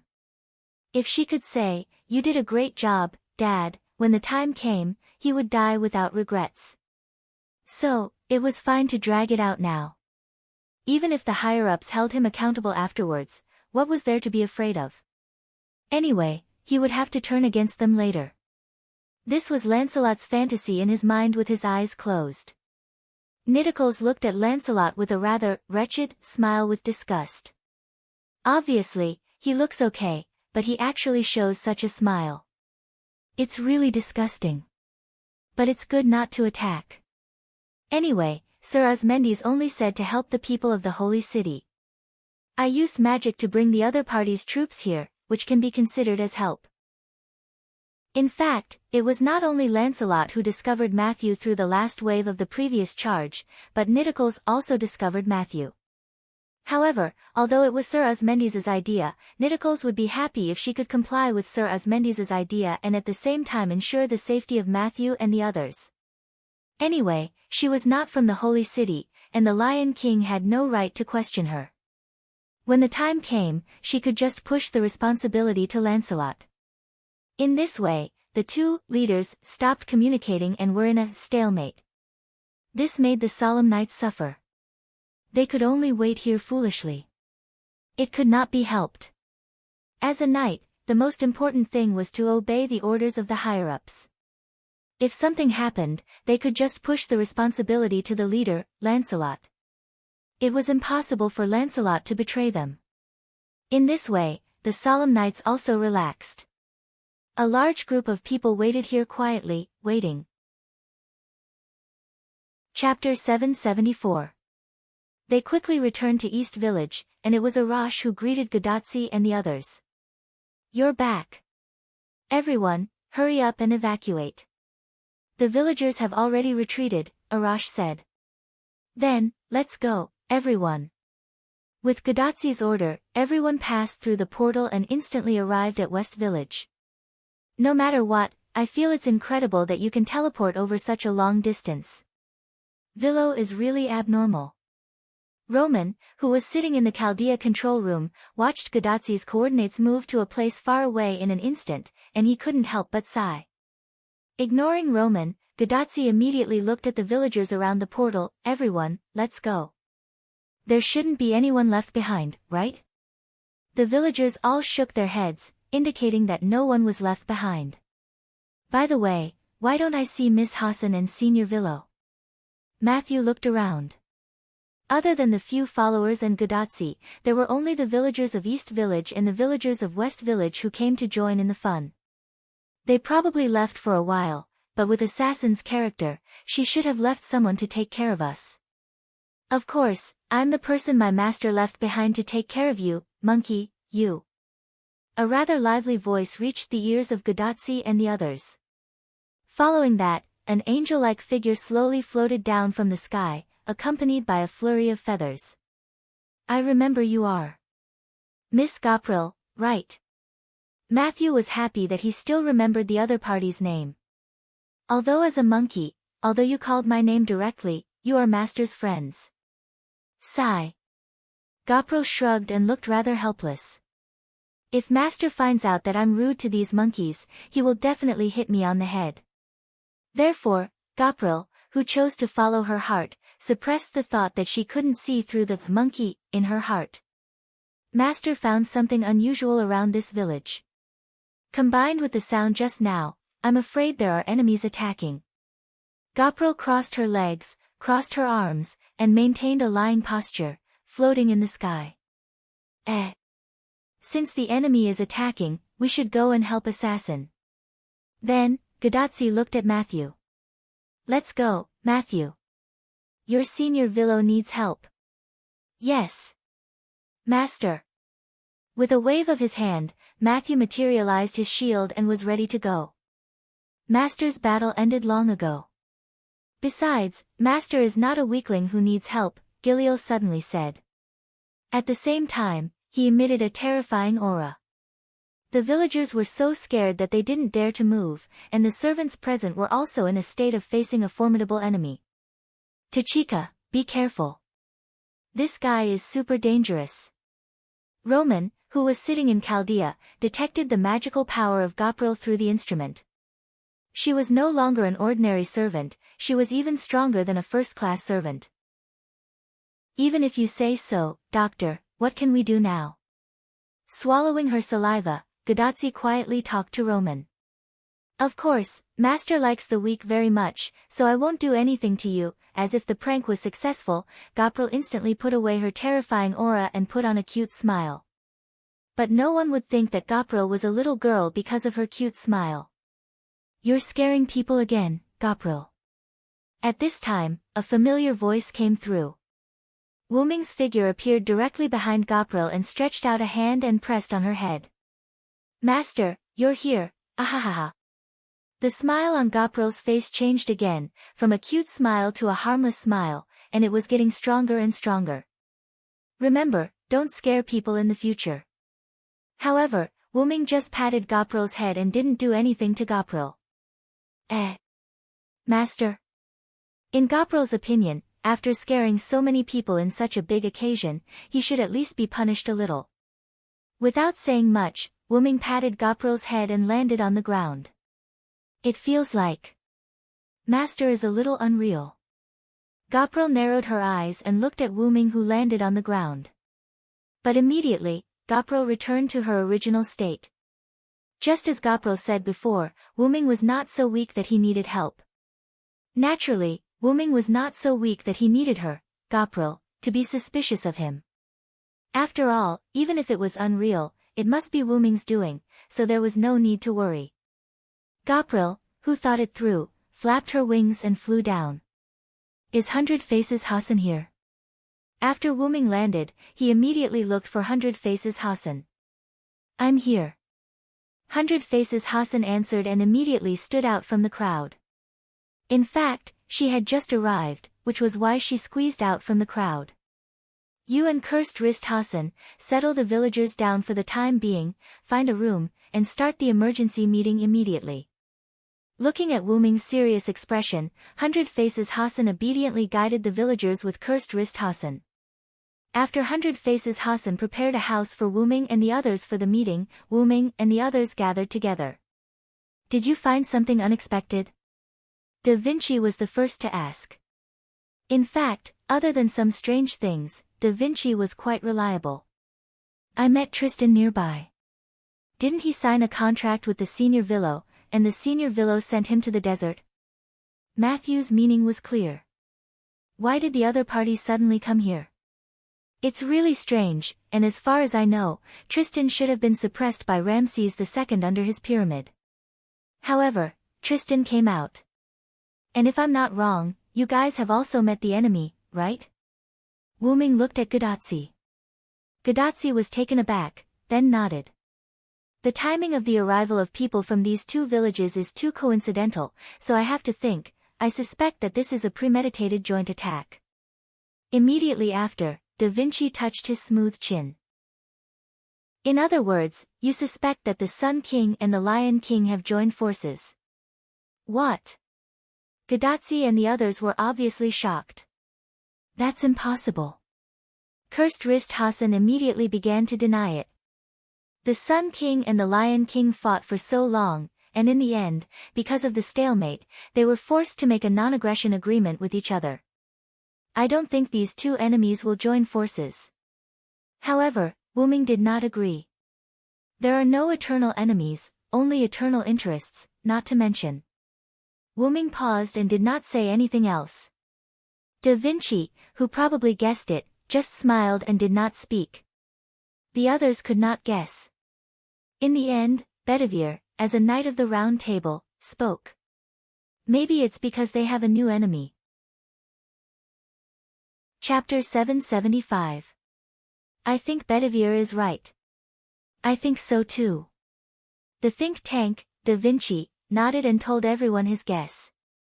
Previously, the Sun Monarch and the Lion Monarch fought as equals mainly because the third force, the Mountain Folk, was too weak. Although it wasn't nice to say that, it was an established fact.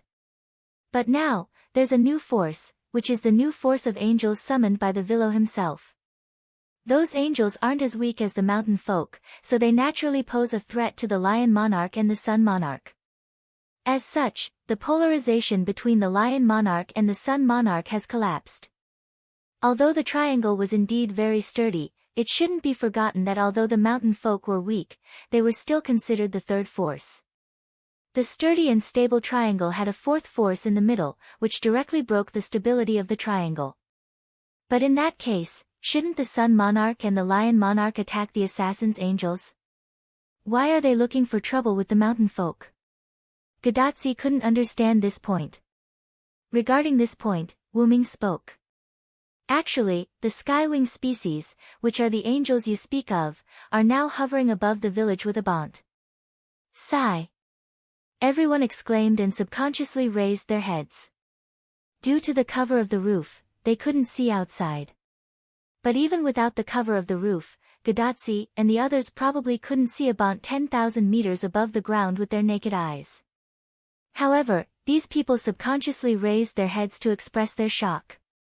Before coming here, Abant carried me past the holy city, so it's not unreasonable for the Lion Monarch to know that the Skywing species are here.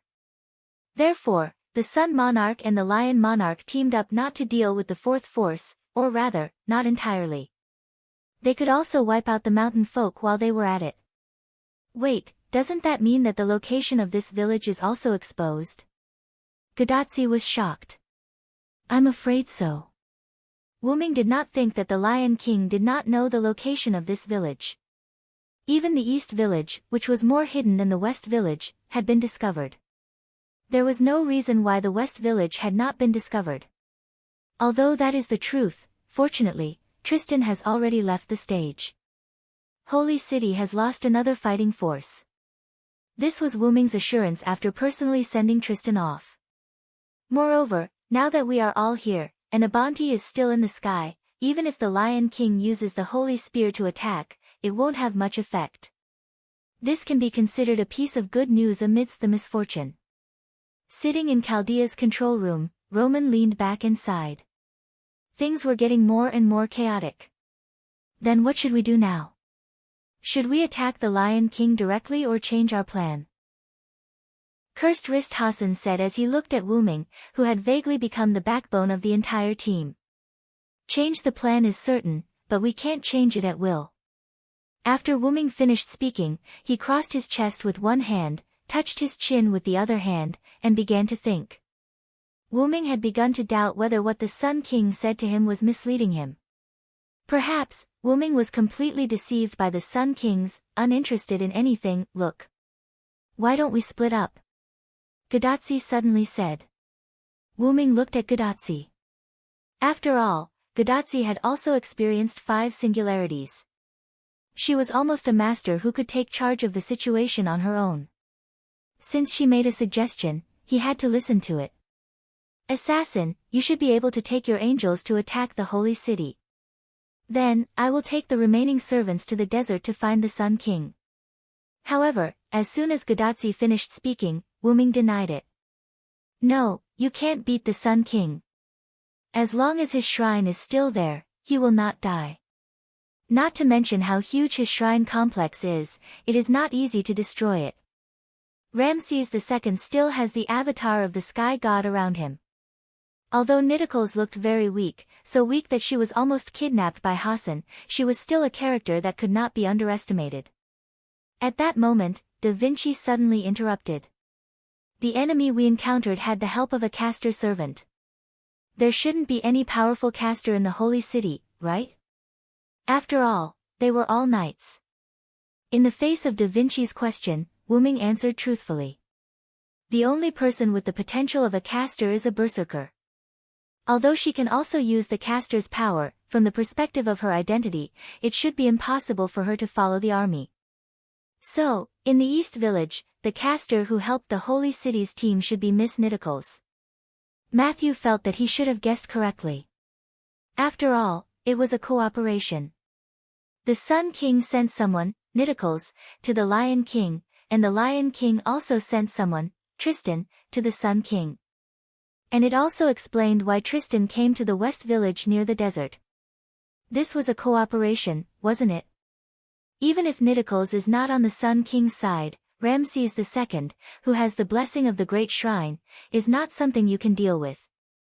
Even if it was Wu Ming, it would be quite difficult for him to defeat Ramses II with the blessing of the Great Shrine. Even Wu Ming was quite difficult, let alone others. That was why Wu Ming was not optimistic about Gadotsi. There was no other way. Wu Ming had a lot of servants, but they were not elite. But looking at the Lion King and the Sun King, even if their subordinates were dead, they were still very strong. What's more, their subordinates were not dead yet. So, how about we attack the Holy City, and the senior Vilo go to the Sun King's side? Matthew said. Since they couldn't do it, then Wu Ming should do it. However, Wu Ming shook his head. No, I have something to confront the Lion King face to face, and... Wu Ming paused. The Lion King is not someone you can defeat. You may not be able to pass Gawain's test alone. Well. Matthew sighed. What should they do? In fact, Wu Ming had a way. After all, he had already used that, but he wanted to see how Gadotsi would choose. When Wu Ming was at his wit's end, Gadotsi suddenly thought of something. By the way, what about Wang Hasan? When Gadotsi said this, everyone also reacted. Yes, Gadotsi and the others did not go to Wang Hasan to travel, but to ask for help. Since Gadotsi and others returned safely, and they also got the approval of the first Hasan, then the first Hasan would definitely help Gadotsi. Although Wang Hasan didn't say how to help us, he said that as long as we encounter difficulties, he will definitely come to help us. Gadotsi's eyes were quite firm. She believed that Wang Hasan would not go back on his words. But I don't think it will work. Chapter 776. I don't think the first Hasan will be of any help to you in defeating Ramses II. You should know that Ramses II is a man whose head was once cut off by the first Hasan, but Ramses II is still not dead. He relied on his great shrine to reconnect his head and body. What? Cursed Wrist Hasan, Hundred Face Hasan, and Tranquil Hasan were all surprised. Even the first Hasan can't do anything to the Sun King. On this point, Wu Ming did not reply. The first Hasan did not kill people at will, but since he had made a decision, he would listen to the instructions of the evening bell and carry out the assassination. But if the assassination failed, the result would be like now. After the first Hasan assassinated Ramses II once, he would not do it a second time. Wait. Wu Ming suddenly realized a problem. Ramses II, who had witnessed the power of the first Hasan, or rather, Ramses II, who had been warned, should not cause any more trouble. However, he was still causing trouble now. Was he not afraid that the first Hasan would really cut him down?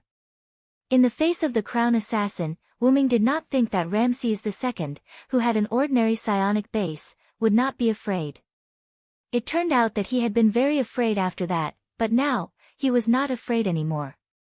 Tristan, the mountain folk, and Wu Ming, who had joined forces with the Lion King to deal with Chaldea and the others. In addition, if it were not for the fact that Wu Ming wanted to transfer the villagers at the last minute, or had such a long-distance transfer method, Wu Ming might not have come to West Village at all. Let's make another assumption. If Wu Ming, Abanti, and the Skywing species were not in West Village, but went to East Village where Gadotsi and the others were, then what did it mean for Tristan to come to West Village alone? It meant that West Village would be perfectly wiped out. Tristan, who had received the reverse blessing, had no pity in his heart. Without the existence of Wu Ming, Abanti, and the Skywing species, coupled with Gadotsi and the others who could not support them in time, West Village would undoubtedly be wiped out. The most important point was that Tristan had set up a large number of vacuum traps around West Village. The other party had also indirectly admitted that those traps were used to kill the villagers who had escaped. However, if Tristan knew that Wu Ming was there, he would not have set up those traps because they were completely useless. However, Tristan had set up so many traps. Moreover, when he saw Wu Ming, Tristan said, I didn't expect you to be here. Although it sounded like a joke, Wuming, he felt that it was true. In other words, Tristan wasn't here for Wuming. He was here for the mountain dwellers. What's the benefit? Of course, it's the roots. While attacking East Village, which had a lot of combat power, he also eliminated West Village, leaving the villagers who had escaped with nowhere to go. This was a plan to wipe them out. Even if he wanted to eliminate Wuming, it should not be like this, because it was the same to Wuming whether there were mountain villagers or not. There was no reason for Ramses II not to understand this. However, since the other party did not seem to be here for Wuming, could it be for the master of Chaldea? Wuming glanced at Gadotsi. Gadotsi saw that Wuming was looking at her and smiled back at Wuming. Immediately after, Wuming also smiled back at Gadotsi. Wuming thought of a possibility. If that was the case, it would be terrible. Whether it was for this singularity or for Wuming himself, it was quite terrible. But the premise now was what happened to East Village. I'll go out first, you guys stay here for a while. Before Wuming could finish his words, black-purple ripples instantly engulfed Wuming. In an instant, Wuming arrived at the location of East Village, but at this moment, there was no sign of life in East Village. It could even be said that there were no living things in East Village.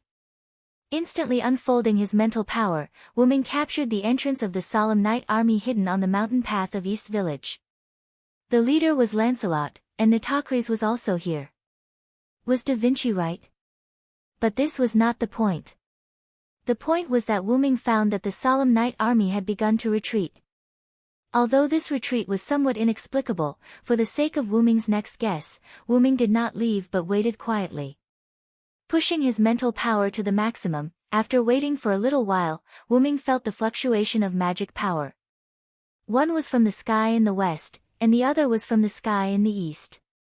There were attacks coming from both sides of the sky, and the destination was undoubtedly here, East Village. The thick lightning of the temple collided with the sharp and hot light of the holy spear. It was like a nuclear bomb colliding, combining together. In this Dongji village, Wuming, who had already withdrawn from the range of the attack, saw the two attacks turn East Village into nothingness, and became more and more certain of his guess. Wuming recognized these two attacks. One was the attack of the great temple of Ramses II, and the other was the attack of the Holy Spear. However, these two attacks were the most powerful attacks Wuming had ever seen. However, such attacks certainly could not be launched consecutively. They should be similar to the kind of attack that accumulated power. Even if Abanti and the Sky Wings were here, facing a real attack, they would not be able to completely protect East Village. Annihilating the West Village and greatly destroying the East Village, it was as if they were trying to exterminate this special human. If all the humans of this singularity disappeared, then there would be no saving, and humanity's salvation would fail. Wuming could understand why the Lion King attacked the people outside the holy city with the holy spear because she had done it before. The holes in the ground were an example. Those in the holy city were good people, so those outside the holy city were bad people. Using the holy spear to slaughter the bad people was equivalent to preserving the purest human beings. However, Ramses II's approach was quite outrageous. However, if the other party was not Ramses II but Gidea's people, then everything would be fine. Gidea's priority was never to kill Wuming, but something else. Wuming was just the most threatening stumbling block for Gidea. Basically, as long as it was a singularity with Wuming, there would be traces of Gidea. In Winter Wood, Floros wanted to attack Wuming, but he was killed by Wuming.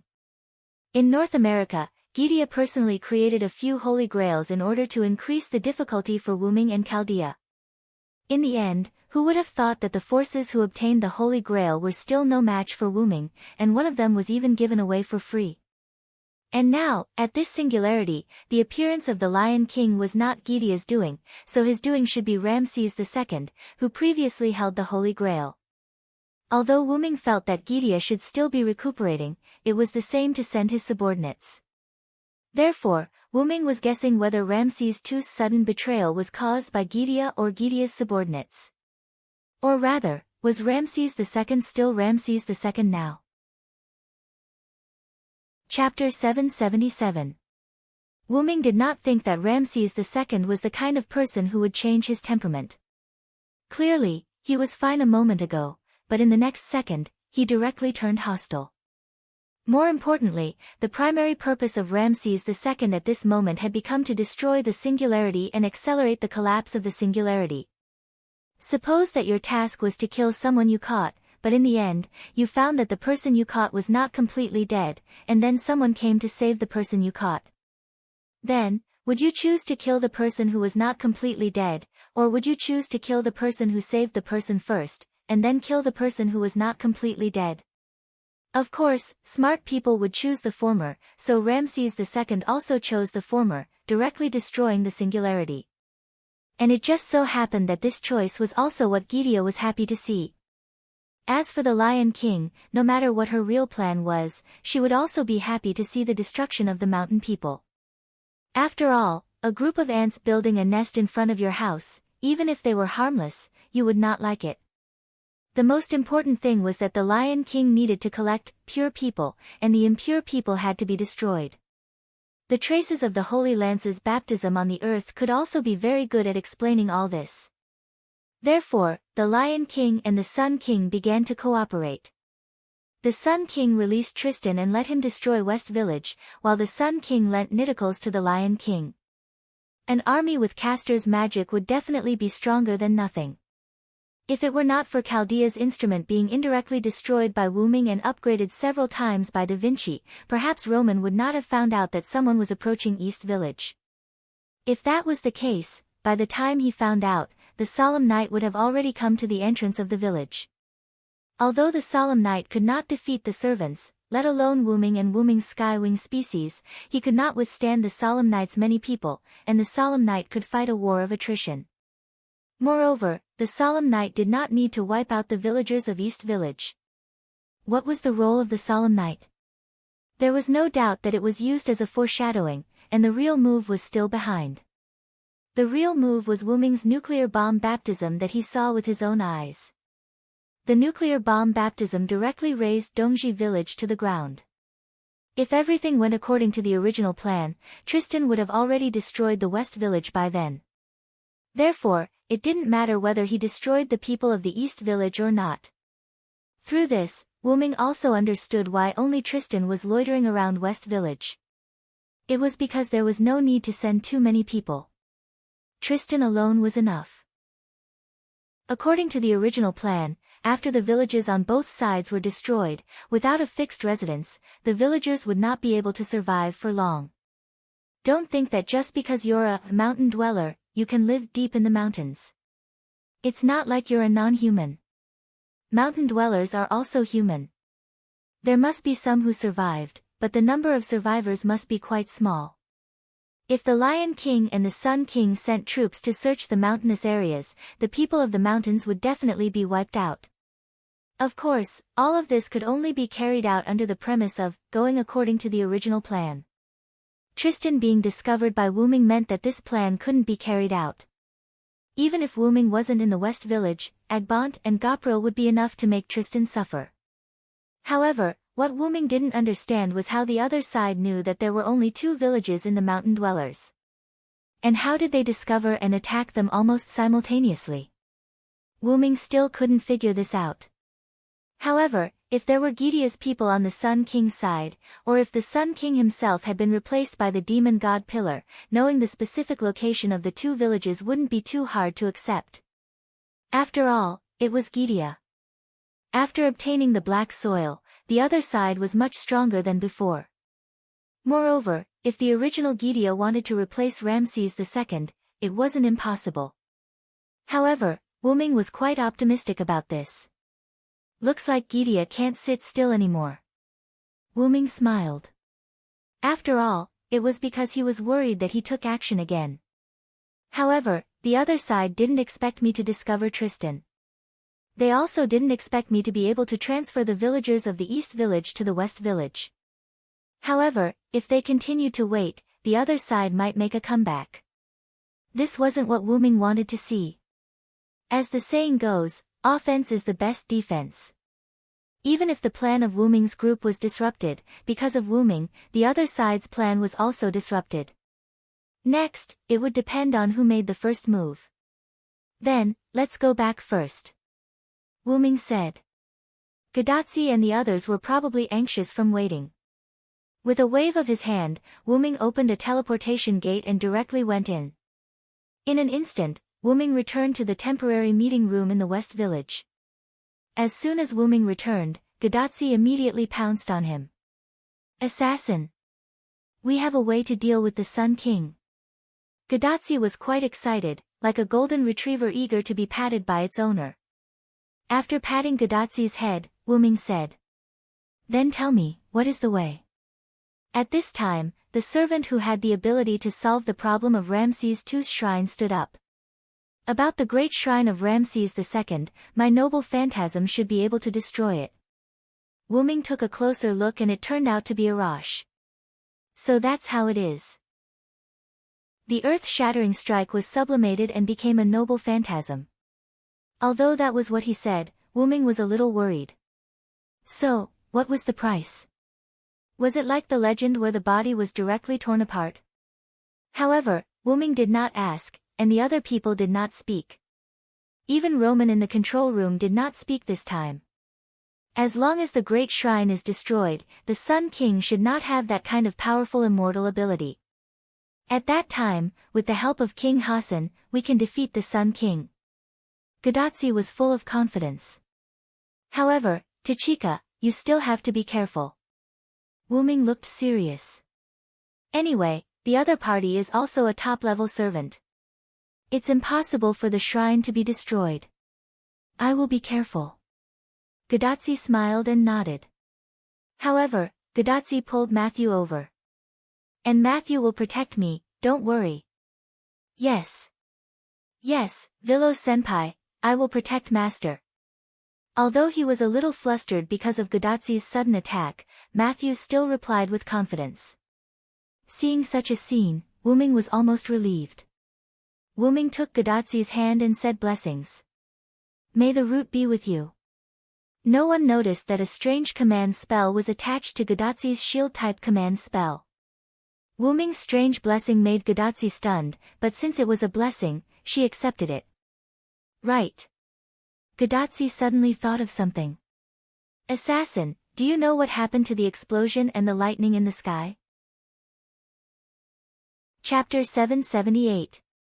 Of course I know, and this has a lot to do with me verifying whether my guess is correct. Afterward, Wu Ming looked around at everyone. Do you want to listen to my analysis? In this regard, everyone gave the same answer. Of course. Afterward, Wu Ming told everyone about the explosion of East Village, the joint attack of the Sun King and the Lion King, and Wu Ming's own conjecture. Of course, Wu Ming replaced the part about Gideon with the part about the Magic King. After all, in the eyes of Matthew and the others, the Magic King was the culprit. Roman, who was sitting in the Chaldea control room, sighed for a minute. Because Wu Ming had already sorted out his thoughts, he spoke very quickly. In other words, we are now attacked from both sides. Although the situation was very bad, Da Vinci could still laugh. As expected of Da Vinci's kin. After listening to Wu Ming's explanation, Matthew looked incredulous. This is too, the Sun King, who was originally neutral and had indirectly helped them, suddenly joined forces with the Lion King and launched such a powerful attack on them. This not only made Matthew somewhat unacceptable, but Gadotsi was also surprised. Of course, these are just my guesses. No one said that this is right. Wu Ming shrugged. Although Wu Ming said so, but, according to the Vilo's logic, this is probably the case. Roman, who was in the Chaldea control room, said regretfully. Indeed, everything that is happening now is basically the same as the Vilo's conjecture. It can't be denied even if you want to. Da Vinci still said in a relaxed tone. If the Magic King came in person, that would be terrible. Matthew was quite worried. Don't worry, Matthew, the Magic King can't come in person. Da Vinci's words made him feel surprised. This was what Wu Ming had wanted to say. Da Vinci smiled faintly when he saw Wu Ming's astonished expression. We're just struggling at death's door. If the Magic King wants to wipe us out, he can easily do it. Plus, he said that we can't be considered a threat if we haven't dealt with the 7 singularities. Why would such a proud Magic King lower himself to come here? Geniuses were indeed geniuses. Their understanding was also different from ordinary people. After hearing Da Vinci's words, I suddenly feel much more at ease. Gadazzi patted her chest and took a deep breath. Actually, if one thought about it carefully, this was indeed the case, because that was without Wu Ming. If not for Wu Ming, Tristan would not have gone to the Sun King's place. If not for Wu Ming, the Sun King would not have been suspected of being possessed and betrayed. Wu Ming felt that these 2 points were very important. If not for him, perhaps Gadazzi and the others would have a smoother time. However, at this point, there were no ifs. Therefore, Wu Ming was still very worried. Compared to your focus, I'm more surprised that the Ramses II mentioned by this guy has been replaced. 100 Faces Hassan also spoke. After all, 100 Faces Hassan was a Hassan from a village near the desert. Although she did not have a direct conflict with the Sun King, she had witnessed the Sun King's power. He was a powerhouse full of majesty and dominance. This was as shocking as Ah Fu suddenly saying that she was actually a real girl and even showing that she did not have a big treasure. It's indeed a little unbelievable. Cursed Wrist Hassan also nodded. I'm just guessing. The truth can only be determined after seeing the person in person. Wu Ming shrugged, indicating that he was innocent. No matter what the truth is, all of you need to be 120% vigilant. This was the only point that everyone must be clear about. Understood. Gadazzi saluted Wu Ming, indicating that she understood. Nodding, Wu Ming looked at everyone.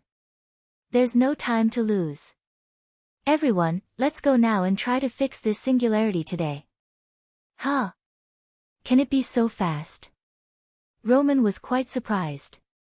Not to mention rushing, even fighting would take some time. Of course it can be so fast. After all, I'm here. Wu Ming snapped his fingers. In an instant, a dark purple portal opened under Gadazzi's feet. Ah, senpai, accompanied by Gadazzi's scream and Matthew's wail, Gadazzi disappeared instantly. But then, Gadazzi fell from the portal that appeared above Wu Ming. However, Wu Ming carried Gadazzi in a princess carry. Woo woo. You really scared me, assassin. Gadazzi hugged Wu Ming's neck and acted coquettishly. This made Hassan, who had been quiet on the side, quite jealous.